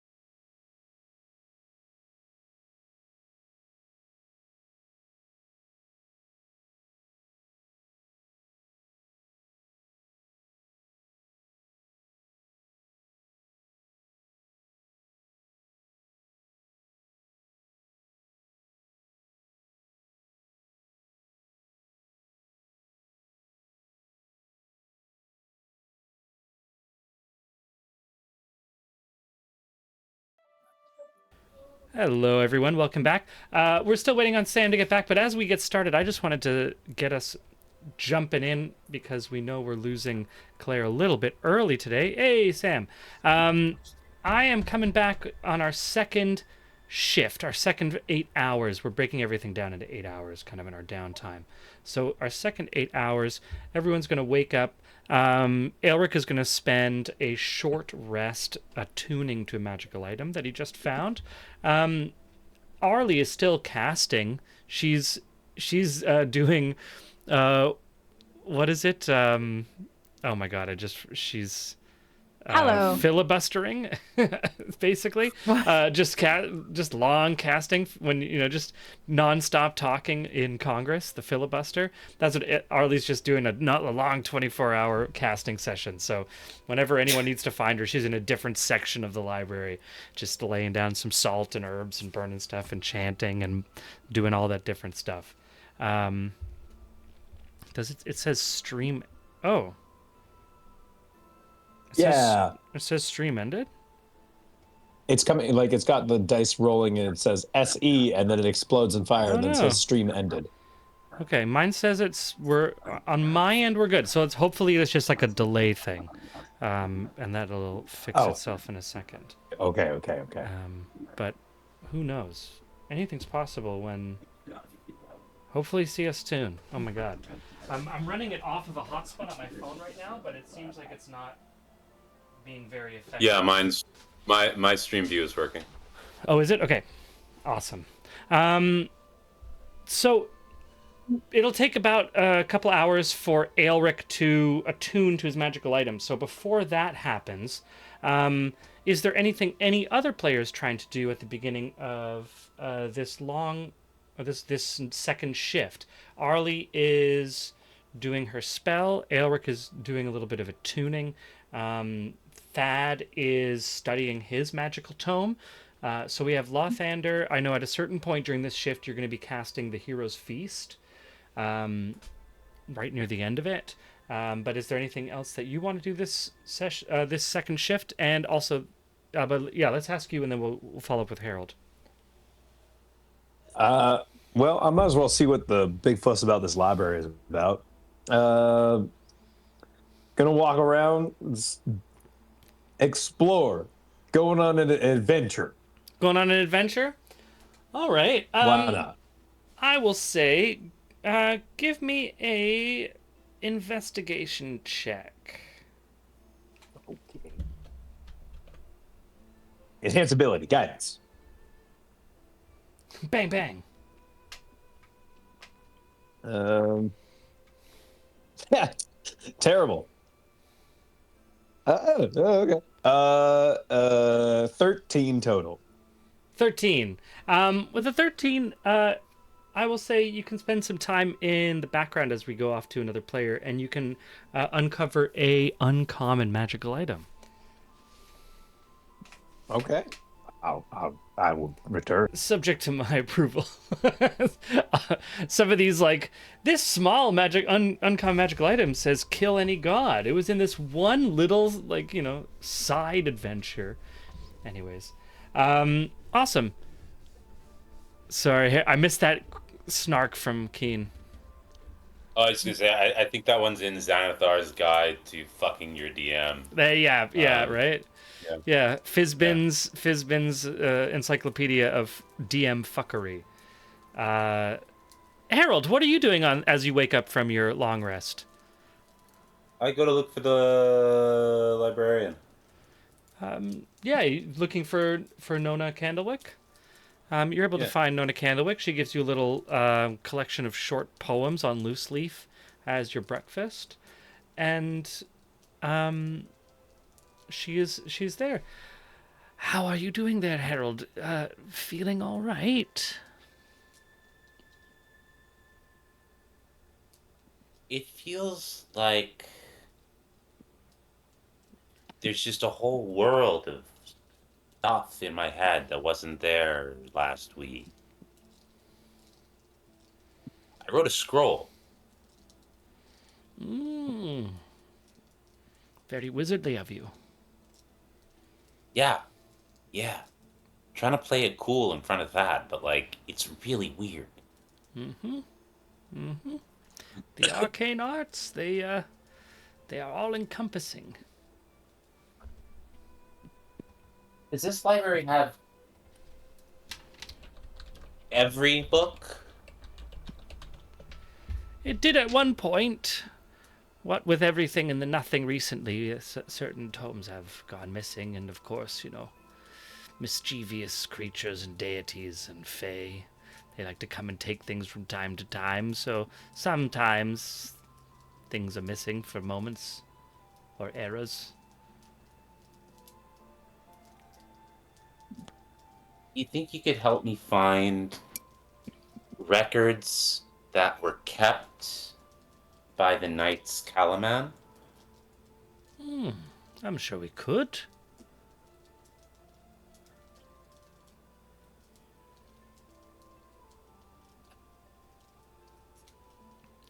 The only thing, I would have to answer that question with a question.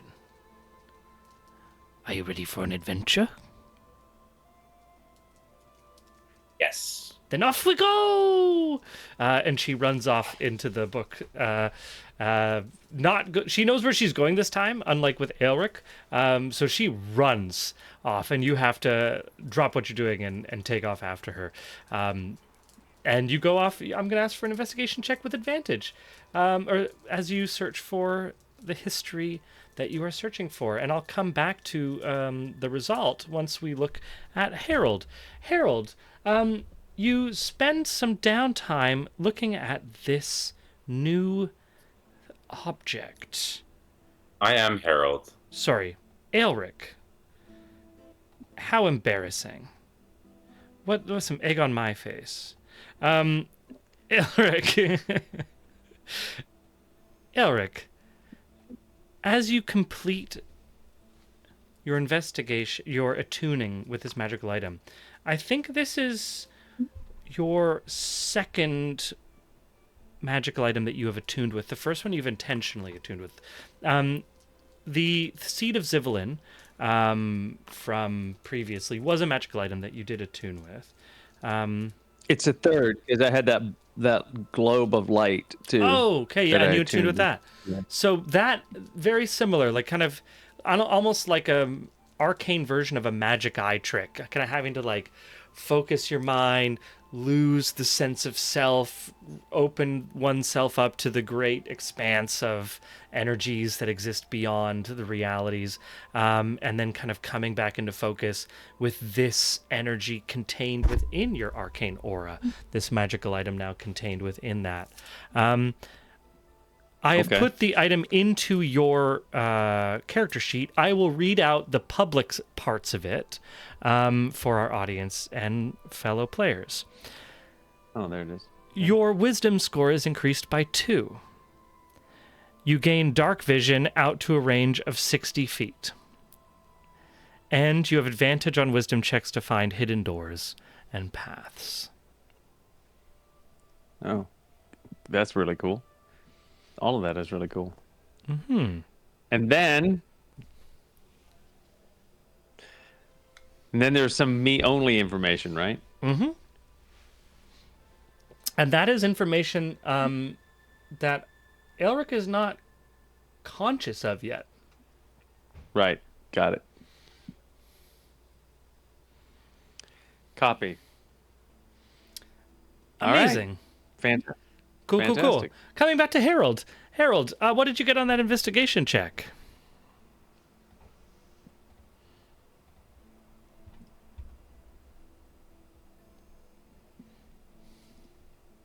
You're muted, buddy.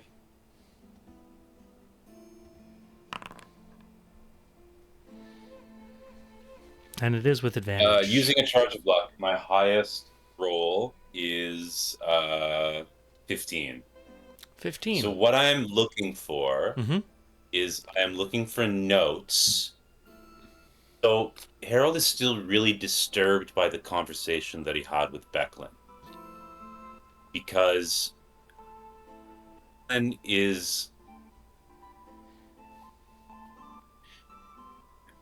is a paladin and therefore of order. Therefore, of all things, wants order, and the celestial order is an order. So for Becklin to not want the gods back is such that Becklin, organizes this whole thing of, the blah, blah, blah, blah, blah, the time skip scenario that I did, is very odd. Secondly, Harold had a chat with Becklin after the trial where they spoke, and Harold effectively intimated to Becklin, like, it is unfortunate that the next time we meet, it will be, cross swords from one another. Yeah. Sort of giving a respect and like, You fought together. I respect you. You're my enemy now, but I respect you. And Harold told Becklin why he had made the choice, which was him acknowledging something that she had always suspected, but had never been able to prove, that the party deliberately did this. And Becklin, I had to roll insight, and what I garnered from the insight roll was that Becklin knew. Becklin knew that things would fall apart on the other side. That there were certain cosmic functions that would go unfilled if the gods weren't released. And Becklin was okay with that. Harold's conclusion is that Becklin is aware of a far worse possibility. And so what Harold is trying to investigate is, given that the library theoretically contains everything ever written, it would have confidential meeting notes taken during the conclaves that led to the decision to bind the gods. And so Harold is looking for any of these notes so that he can understand what the thought process was amongst people who knew how much damage they were doing to the very structure of creation, and yet chose to do it anyways. He wants to see their cost-benefit analysis. I love it. I absolutely love it. Okay. With a 15, and you're searching for primary documents, like meeting notes. You are able to find a lot of relevant documentation, and it becomes the issue of, with primary documents, sifting through the data to get the actual value, the qualitative value, qualitative summaries of all of this stuff, because it is bureaucratic, and especially at a certain point, well before the period you're looking at, this official institution of the state started tracking everything it did, which meant there's a lot of paperwork and minutiae. What you find is that discussions of... What I'll say is that the beginning of this whole discussion of what to do, where it started, is what you find with a 15. Because once the discussion starts, it expands into a massively complex discussion that immediately turns into political sides. Factions form and then start to shift in terms of what's the best outcome, and different experts start to have different opinions, and they fracture, and then more options show up. And then at a certain point, there's a pruning of options. Some of that pruning is due with political maneuvering, and also due to like feasibility. But going back to, where does this whole idea come from? Like, where is the idea of why should this even happen, like you asked? And it comes from reports of early gnomish testing into traveling across space and time and realms. Time travel was a questionable area that the gnomes were struggling with. Magi had more capability with it and didn't like to share, but the gnomes were working on teleportation. They stumbled into teleporting across not just physical distances in our space, but into other spaces. Those spaces were in Fey realms and some of the stuff that you've already touched. But when they stumbled into alternate realities that had kind of kaleidoscopic versions of the reality that they were in, it was like stepping sideways through a two-dimensional blade into, in many ways, what Arlie sees constantly. The kaleidoscopic options that Arlie is constantly overwhelmed with, of like all these various options of reality. This was something that the gnomes stumbled their way into and came back and reported on. Those reports, like most scientific reports, were ignored for a long time until one of these side realities they weren't able to get back to on a return mission. Long story short, one of these side realities was there was a massive global genocide caused by an angry deity. A deity got mad, wiped out the entire planet and all of civilization. And this launched a discussion saying that, like, so what's the chances? Like, how long does any of us have? How long does any civilization last before one god inadvertently or intentionally does something that causes the end to all of us, sometimes without even noticing it, right? Collateral damage. And then that discussion evolves into, well, if it could happen at any point, how can we be safe? And then begins the spiraling of options. There were lots of options, like escaping to other realities, knowing when to make shifts, like making allegiances, again, et cetera, et cetera, et cetera. The final outcome, of course, you all were born hundreds of years afterwards, which was the decision to create the Legion construct and contain all the gods, which resulted in Cataclysm. Amazing. What else are we doing for this 8 hours? Are we going to just have another downtime for another 8 hours? We're going to into 16. I'm going to start. The clock's going to start kick. Oh, yeah. Reading. Reading, having an adventure, reading. Cool. So we're going to get to like a bit of a this time montage is going to start moving forward. Another 8 hours. We're at 16 hours. Anything happening at 16 hours from 16 to, it would be 20, from 16 to 24. So this would be the last of our 3 shifts in day 1. This will end with the Hallow spell coming into effect. No, and I should also call out that Harold would have spent 8 hours making the scroll, 8 hours long resting, and then the last 8 hours doing this. Doing the investigation. So that Got is it. all for Harold. Amazing. Yeah. Cool. Yeah. Aelric, you have a full 8 hours plus like half because you only did the attuning for about a short rest. There's no way to get to. I can't really interact with Arlie though, right? You can fully like talk with her for sure. Like it's a long. It's like hanging out with someone while they're like replacing an engine on a car. Like she has to stay focused, but she can totally talk and hang out while she's working.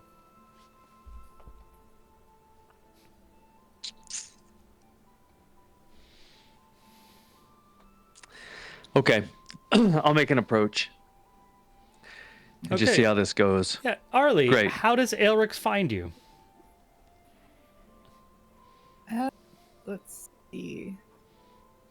I think like I think she's gotten to the point in the process where she's like done the base layer like a cake, and now she's like using the rolling ladder to like scooch about, like to add the second layer of the Hallow. Cool. Yeah. So we're sprinkling, we're doing stuff, we're shimmying along the tops of bookcases. Nice.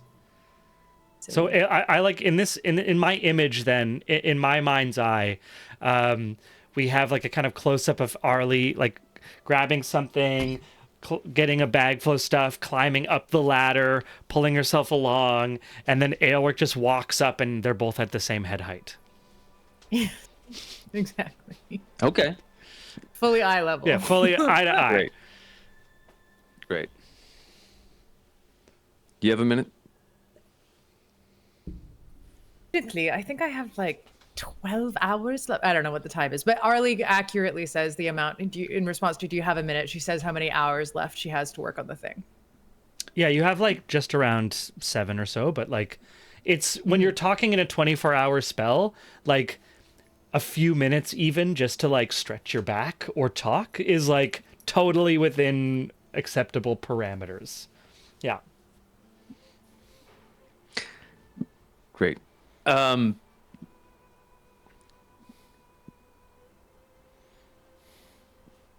Hold this, will you? And she hands him a like a I don't know, a basket so that she can start working. Like, it's nice to get it Yes, sorry, it's nice to get it ornamentally laid out. I think Zivlin would like that. Well, at least I think baby Zivlin. I don't know. What is Tiny going on with your sprouts. powers? Oh, I might lose them entirely, which I'm really trying hard to be optimistic about. And also, obviously, I don't lose them forever because. Wait, I guess I don't know if you know this, and I don't know if I should tell you, but there is reason to believe that I will not lose them forever, or at least that I'll come back around. But possibly I will lose them for a while. In the interim, I might consider being a light cleric. I think I'd be a lot less savvy, though. I consider myself quite savvy. I get very savvy, my god. Anyway.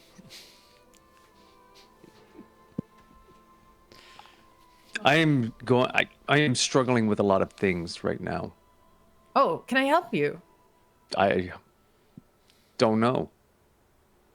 Oh, you are struggling. Yeah, I am.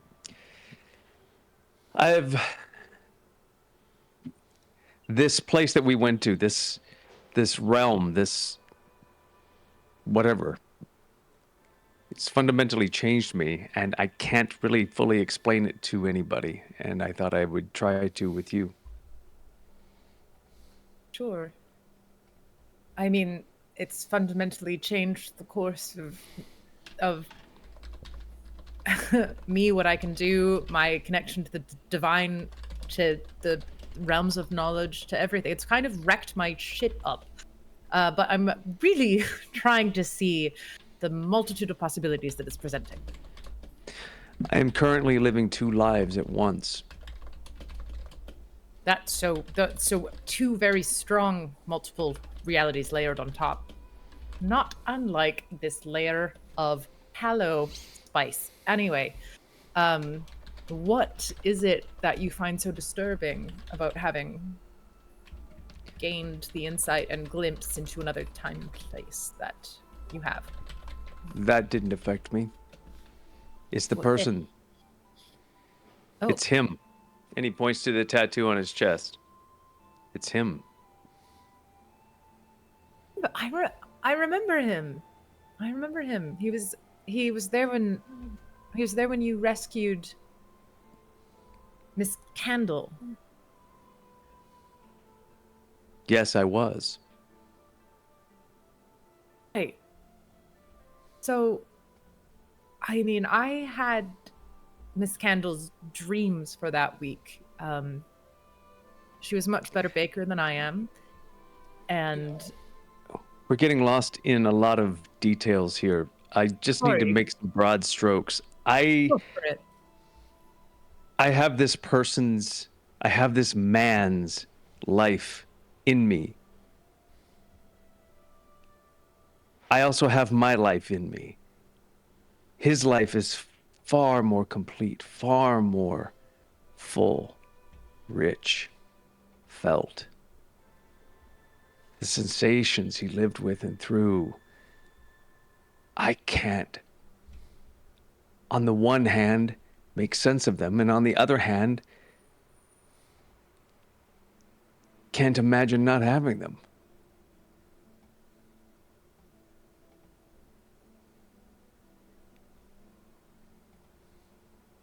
Skin, warmth, touch, humanity. I don't know how to hold on to him and me at the same time. We want different things.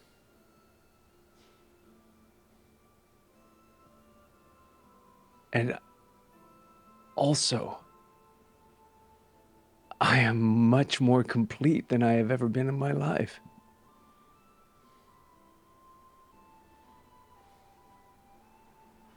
And I the think that- vagaries of please, this next sentence is going to be challenging for me to utter, so please go ahead and say what you were going to say. I think you should, I think you should finish. As we know, I will tangent. I had no idea what I had come to feel for you until I was him. Until I knew how he felt for someone in his life. And now I feel, and I have the definition of those feelings, but they're not mine and are mine. And I can't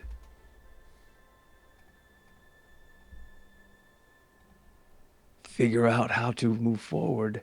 And I get very angry because I am trying to make sense of it all, and at the same time know that I don't have to because they're all a part of me.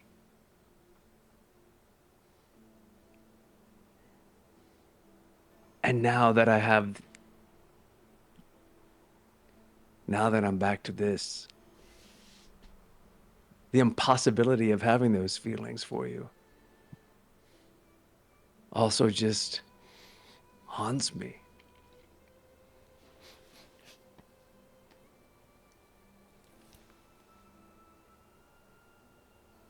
I was just looking up to see if Hallow was a concentration spell, because I was like, Arlie's gonna have to roll to save. Like, Yeah, luckily it's not. Luckily this is not a concentration spell.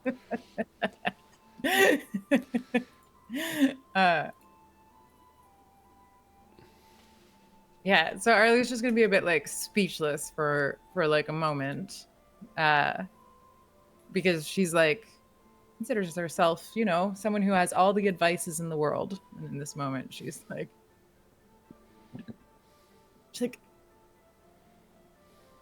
so before you had just shared that, I was going to say that I think that the experience you are having of the dissonance between yourself and himself is an illusion, because these are clearly aspects of ourselves in other times and places, but they still are us. And so I was going to say that we could probably go find, if you wanted to feel closer to him, I mean, this is the library of everything. So we could probably, if you wanted, find his journals, and you could have copies of them and read them like a bedtime story, but that's not really the problem. No, I don't need any of that. He is crystal clear within me. I have no gaps in my memory. I have no gaps in my sensations. I remember every horror on the battlefield. I remember every touch of his Belinda. I remember all of it.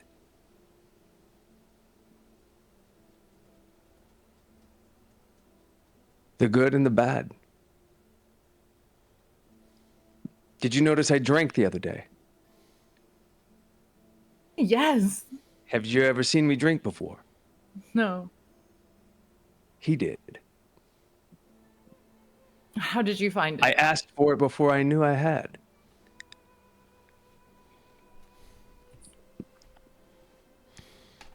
I have no gaps, Arlie. That's not the problem.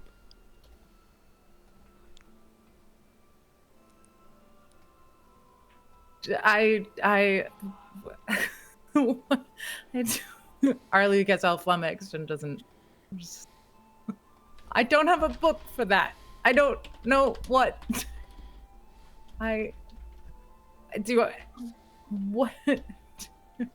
Do I ask what it is that you feel?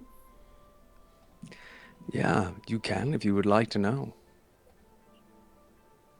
I have, as you know about me, I have an economy of words, so I won't step around it. Then, sorry, Sam's reactions are killing me. He gets very close. So Elric gets very, very close. He says, "It's love." It's nothing that I knew before until I came back. It's love. But what to do? So obvious that I love you and have loved you for years. Is this new? Are you new? Are you new to? Are you? It's not. It's. You've just. You've just noticed. I'm sorry. You just felt it. I don't. Sorry. I thought we were not necessarily on the same page or at the same eye level, but was this new?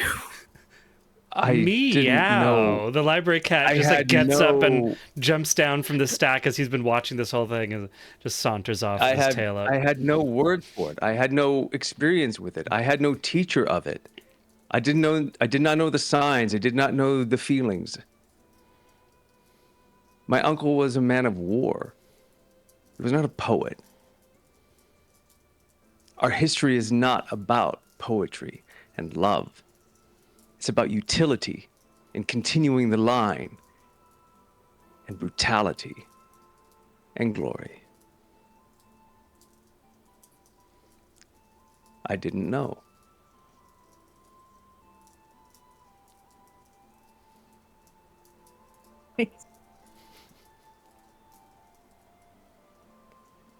And then he takes this index finger and he places it on her cheek, and he says, and somehow this touch now feels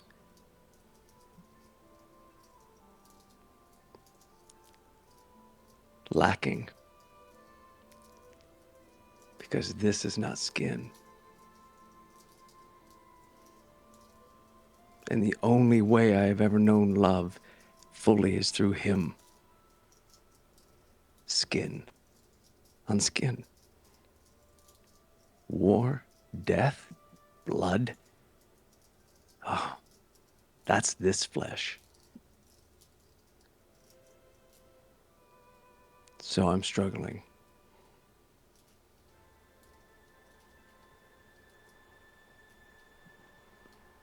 Well, there are many forms that love can take, and this is your form, and it would make me very sad to think that you felt that. I suppose I've never really considered this, Elric. I suppose you are the last of your kind, and I'm not a very good friend all the time. I'm a bit self-absorbed and a bit navel-gazing, and I've not really considered that. And that must be... Well, you are seeing all times at once, so it's hard to get your attention. So I had never considered that you were not at least at ease or amicable in our friendship. That returning as Elric would cause, returning as yourself would cause such Arlie, I'm gonna say, as you're because you're struggling to find the right words. There is a kaleidoscope in your vision and a splitting. This happens kind of all the time, kind of never, kind of here and there. One of those things. And you see Aelric stay and wait for your next response. You see him begin to keep speaking. You see him give up and walk away. You see him lose his temper, get angry, throw a book that he pulls out of the bookshelf. You see him storm off in a different direction. You see him cross his arms and sit down in frustration. You see all these various reactions out of this moment that you sit teetering over the precipice of as it threatens to go to the next moment. What next moment do you reach towards? Oh, should have paid better attention to the choices.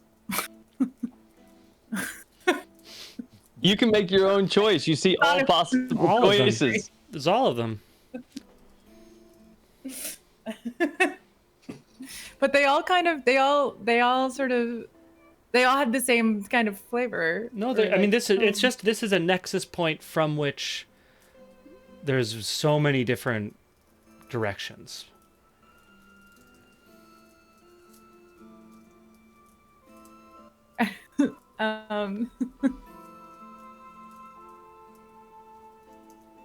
Yeah, I think Arlie's just like, I think she continues like working, like she continues sort of just sprinkling the stuff, you know, like and I don't know. Amazing. There's this Schrodinger's moment that exists in the library of the World Tree, where Arlie searches for what to do next, and both responds and doesn't, and goes back to work and doesn't. And Aelric waits for a response and also doesn't, and leaves, or does something else. This kind of lack of clarity as this moment of this kind of and I'm gonna pop back to the brisket on the Barbie is smelling mighty good. Lathander walks out of the tent with an old triangle and a metal stick, and just. Thaddeus, where were you studying? In the tent or in the library? I was studying in the library, but the second I hear the ding-a-lang, I get up, continue to read. Like I'm reading as I get up. Reading as you walk in. Just like someone just reading on their commute in the subway. Just head down into the door, right past you. Harold, you're doing your investigating. You bring one of the books, I assume, that one of the primary sources that you've been investigating for the last eight hours. Bring that in. In this moment of uncertainty where time has both stopped and is yet showing its infinite variations that extend beyond that moment, there is a shattering ding-a-ling-a-ling-a-ling-a-ling-a-ling-a-ling-a-ling from a triangle down a hallway, and that ringing brings that resonance, brings all these variations and possibilities back into a single present timeline, and there's a breath and we resume. Arlie, you don't need to say anything. You don't need to fix this or take care of me here. I just needed you to know this. So when I don't seem like myself, you know why. It just nothing is an obstacle and nothing is a limitation, and I exist in a way of being in which nothing can really stop me, except maybe death for a time.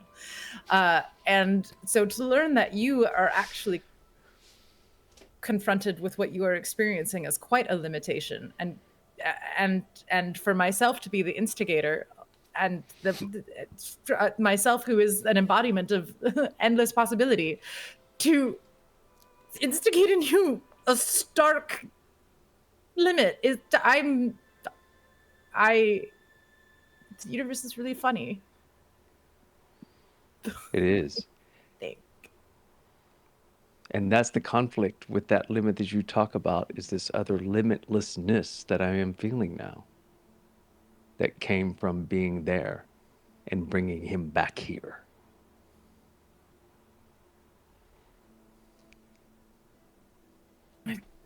He is like, this person is you, but I can so see why you feel like it is not.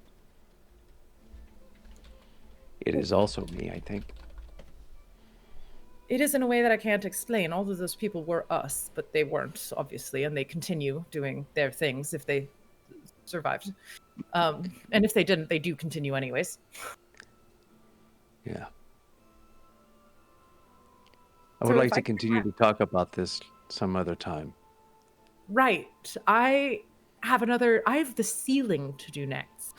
Yes, you seem quite busy, and maybe I Yeah, think we see your food.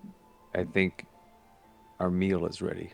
I'll say that the ring is close enough to the end of the spell that the two of you can, with a little help from Aelric, you can show up maybe a few minutes late to our hero's feast brisket that Lothander is preparing. But to coordinate our timelines, I'm just going to say that the feast happens at the end of the 24 hours / the beginning of our Hallow spell, so that we're all getting ourselves into a coordinated. So we are starting we have all spent 24 hours in the library. We have now had a hero's, we've spent 24 hours in the library. We've done some investigating. We found some items. We have cast the Hallow spell with the trans-dimensional restriction on it as that extra element. And now everyone is sitting down for a hero's feast. And I will ask Neil to tell us what the rules of the hero's feast are that everyone is partaking in as we begin our second day. Yeah. You bring forth a great feast, including magnificent food and drink. The feast takes 1 hour to consume and disappears at the end of that time, and the beneficial effects don't set in until this hour is over. Up to 12 creatures can partake of this feast, so Library Cat and Nona are more than welcome. A creature that partakes of the feast gains several benefits. The creature is cured of all diseases and poison, becomes immune to poison and being frightened, and makes all wisdom saving throws with advantage. Its hit point maximum also increases by 18. Wow. And it gains the same number of hit points. These benefits last for 24 hours. Amazing. Everyone hit point increased by 18 for the next 24 hours. Everyone is immune to poison and immune to being frightened for 24 hours. You're also in a Hallow ring, which means you are immune to being charmed or frightened or possessed by fae, celestial fiends, and all such creatures. And Library Cat and Nona Candlewick are able to join you at the feast. Amazing. So we have, as we wrap up, as we're all in the feast, Thad, are you just like studying as you eat? I think that as the food, I taste how good the food is. I'm assuming what the food is good. Slow cooked brisket. I'll start in the people around me. Yeah, no, I find a spot to like. Amazing. Like, it starts off with me eating. It's like, oh no, this is good. And then once I like talking, I'm kind of engaged in the banquet. Hell yeah. And Lothander, what kind of this, when we get into the tent, there's like a whole realm in here. So is this like a kind of cookout style? Like you got the barbecue going with the slow brisket that you were cooking. Where are we all eating around like a picnic table, or is it just like around a campfire? Yeah, What's the vibe? it's like a long picnic table that's in a cleared section of the wheat fields. So it's a little bit away from like the cabin itself. And on it there's lemonade, sweet tea as drink options, a whole bunch of different kind of brews as well, and the brisket is the main feature, but there's all the fixins and trimmings. There's mac and cheese, all done in those little like individual serving cast iron pans. Hell yeah. There's baked beans. There's like some tater tots. It's a feast fit for heroes. Okay, yeah. A feast fit for heroes, as names on the tin. Amazing. Everyone's sitting down, chowing down. I think Arlie, you sit down. Nona Candlewick sits herself down between you and Aelric, and just starts talking about how incredible the food is. You discover within the first few minutes she hasn't eaten food in about a century or so, at least from her recollection. And so every single bite is just like she both disarms and prevents any further discussion that you might have privately, as she's just like, this is absolutely incredible. Oh my lord, have you had this? This is Arlie, you must say what is, and how, now you tell me, big one, have you had any of this yet? And like feeding each other from her spoon. And that's how the two of you go from Before you know it, the two of you, Thad, Lothander, just passing food around, sharing the iced tea and the spuds and all that sort of stuff. Harold, you fill your plate. As you get down to eating, you find Library Cat sitting far too close to your plate, but not worried about the food. Staring, front paws just like fully under the lip of your plate, is how close this cat is sitting to your plate, and just staring at you. Yeah.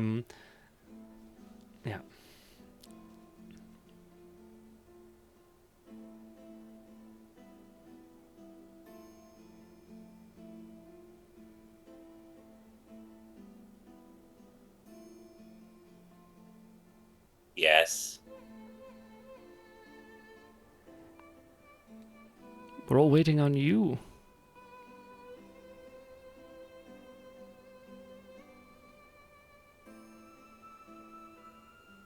Harold slow blinks. The cat slow blinks back. Amazing. Give me an animal handling with advantage.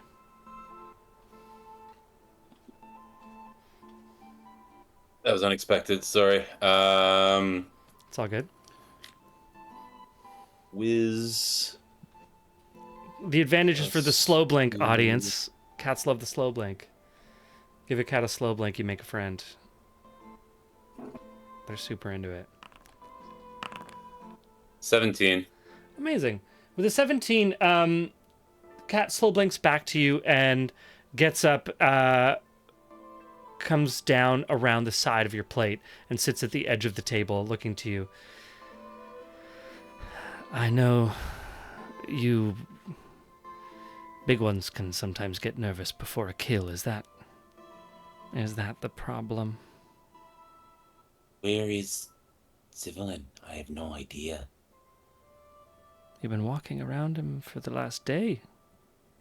The big tree in the center of the library. Ah. That's Civilian.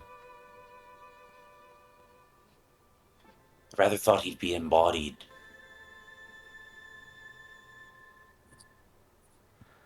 I think trees consider themselves bodied.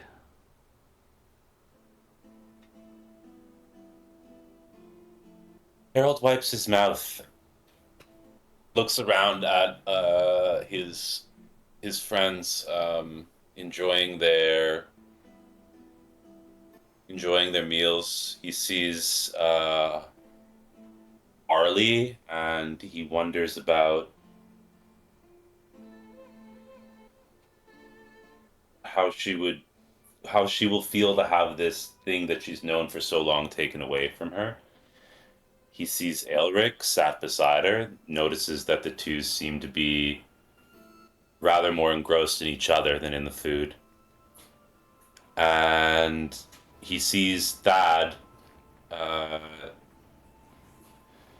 paying an unusual amount of interest in whatever it is that Arlie and Aelric are doing. And he gets up and shoulder taps Thad and says, reaches up to tap his shoulder. Says, yeah, like that. That's perfect. And he says, I have an errand to run. Come. Yeah, sure. I grab one of the mac and cheese single platters and a fork, and I come after you. Hell yeah. Where do you two head? I head to the tree. Amazing. Yeah, you exit the flap in the tent and go to the center of the library to the large tree. It sits there in this greenhouse of a library.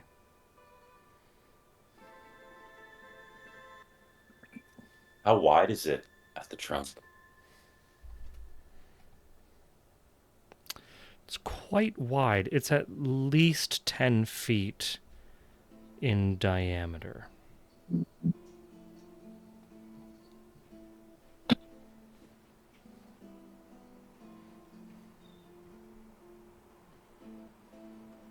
Harold puts his hand against the tree Mm-hmm. and simply says, "Are you ready?" Amazing. Give me an Arcana? Arcana. Yeah, give me an Arcana check.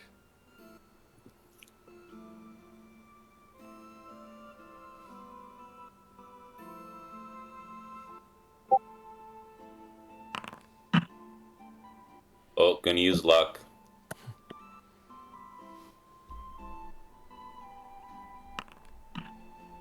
24. 24. Amazing. With a 24, you reach out, touch the bark of this tree, ask the question, and as you wait for some sort of answer, you kind of, you've just written your first scroll. Magic is this new area opening up in this new horizon in your world opening up, and you sit and you try to reach to that space in your mind to open up, and are struck with the absurd mundane truth of touching the trunk of a tree inside a library, trying to talk to a tree in a library in a pocket dimension. Like, there's so many layers to this that make no sense, and there's like, what is the handhold to just grab into this? Arlie somehow is connected to this godlike tree-like knowledge thing, and like, clearly either it has made her what she is, or it connects to her because of who she is. So it's easy, like, somehow you don't know necessarily what that connection is, but as you're touching it, you do start to trace your hands down the bark, and a curve becomes a crevice. The crevice gets deeper, and you follow it,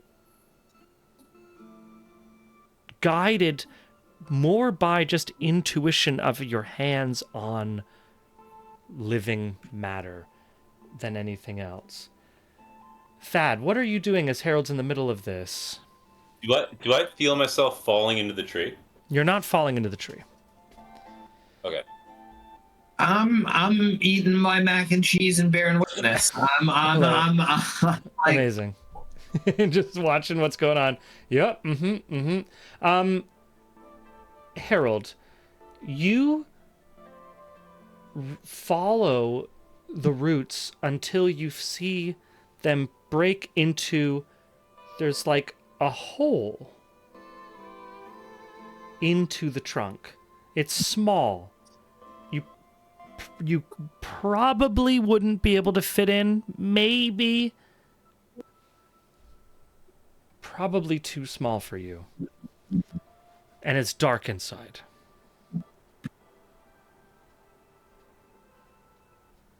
I try to squeeze in. Give me a acrobatics check. Okay.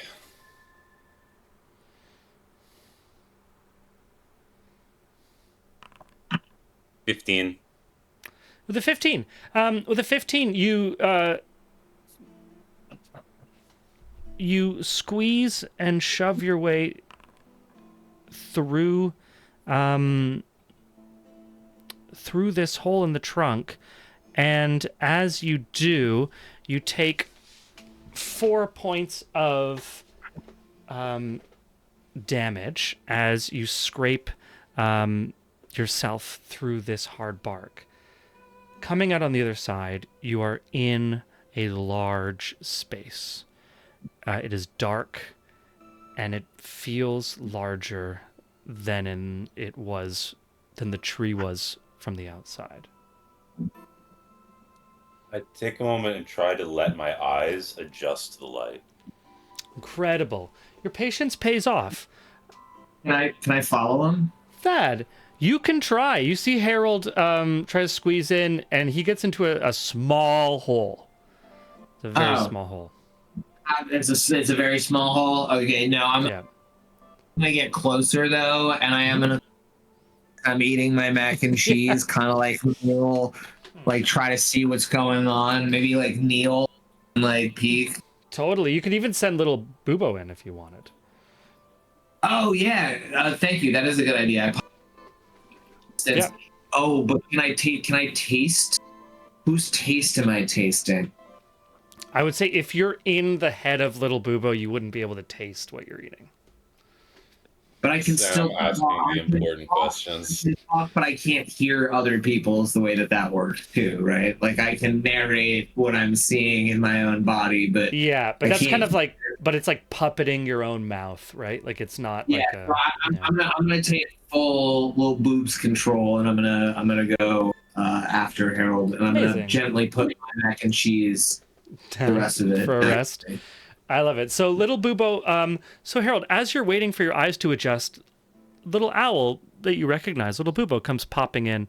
It has to hop because at a certain point it's like too thin for its wings. But it just like walks and hops into the through the little hole that brought you in, looks at you, makes a little hoot, and you can see that Thad is from the way that it's moving. Thad is in control of little Bubo. It's funny because, you know, when it comes to hiding behind something, I imagine Harold as better at that than Thad. But when it comes to passing through a small hole, like Harold's pretty broad at the shoulders. Halflings are not like Kender just scaled down. Yeah. Halflings, it's like when you forget to hold shift on PowerPoint and the image just flattens. Like it doesn't, you know? Yeah, just only vertical scale. Yeah. Amazing. You see this dark space in the center is a kind of raised plinth or pillar made of heartwood of the tree. You know that some trees do eventually hollow out. Once again, though, we are in a place where logic makes very little sense. Whether this tree was hollow entirely before you got in is another question. On top of this little plinth of heartwood is a tome. On the cover of the tome is the symbol of the world tree. I open the tome. You open the tome, and on the first page, inside the cover, it says, it just says Harold Gray, written and read by Harold Gray.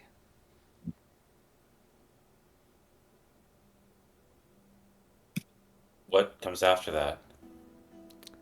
You turn the page, and on the second page it says, "This is what comes after that, period."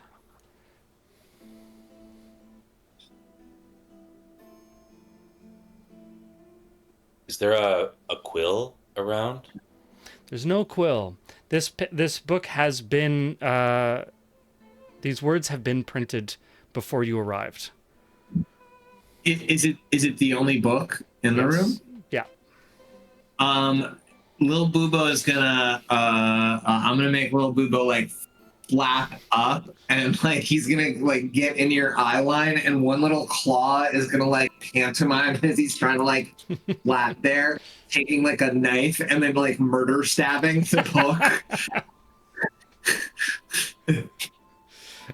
Yeah, Thad, Bubo, little Bubo awkwardly, I'm gonna say, give me a, what would this be, a persuasion check with disadvantage? Can I do persuasion? Sure. Yeah. You could shout, like I can hear you. I'm not that far away from you, you know. We could probably talk to each other. Yeah. I'm like stabbed. Well, I don't want to shout trying to shout loud enough so Harold could hear me, but not the people who are still feasting.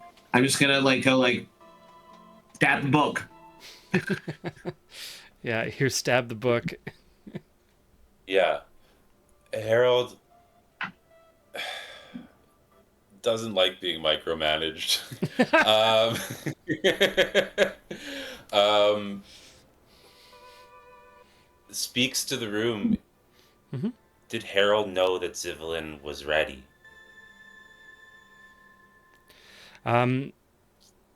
You ask the question and look down to the page. The next words you read are, Harold did not know.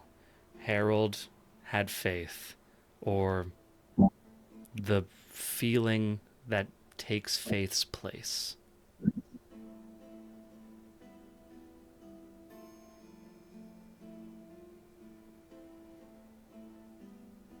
And Harold feels in his mind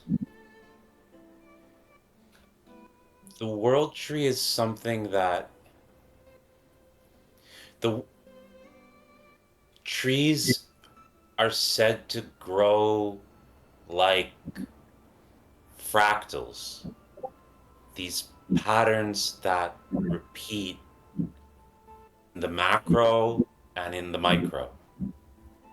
As you scale your view out, the pattern is the same, and as you scale your view in, the pattern is the same. And it is the nature of the world tree to be throughout all things. And so Harold takes out of his inner coat pocket the cutting of the root that he took in the dungeon. Mm-hmm. And he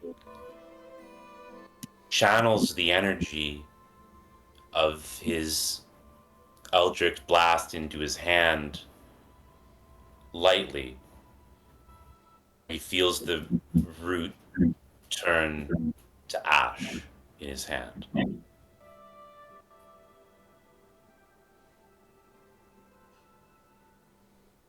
What happens next? Stillness, silence.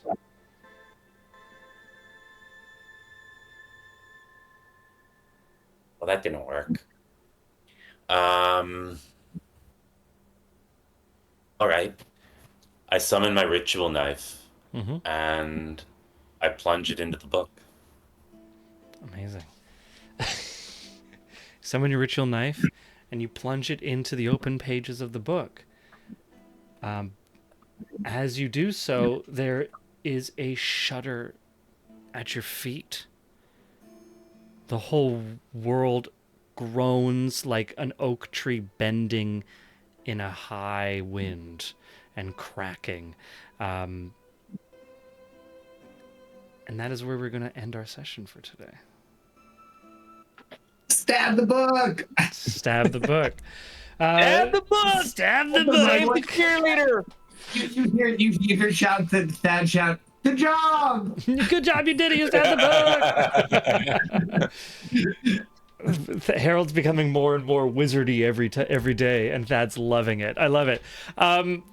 That's where we're going to end tonight. Except the solution to the problem was not the wizardy one. It was the rogue one. It was the stabby stab. I'll try stabbing it. Yeah. You have to think weird. You said start thinking weird, Harold. But see, the strange thing about being a wizard is that when you think like a wizard, it all seems totally logical.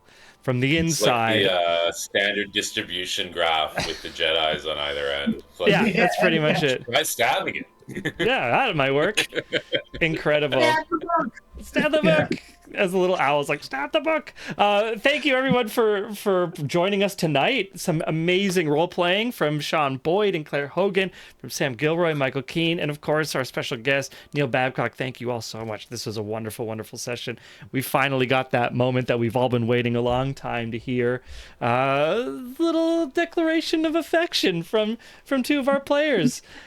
So lovely. Thank you guys for willing to wade into that water and play that little scene. Very, very fun. I've gone out of focus because that's just what happens at this time of night. Thanks everyone for watching and tuning in, watching live or some future time and place. Sorry for the streaming issues. We're working through a second location here in the summer. We will be back to the original location in September, but I'm keeping on working on it. I'm doing it. I'm doing everything I can here. Remember to tell your friends, follow us, subscribe on Twitch, all that good stuff. And of course, my name's been Coy. It's been an honor and a pleasure to be your storyteller this evening. And, you know, you all are not just an audience. You are Legion. So until next time, keep rolling them dice, right? Right, guys? Keep rolling them dice. Bye.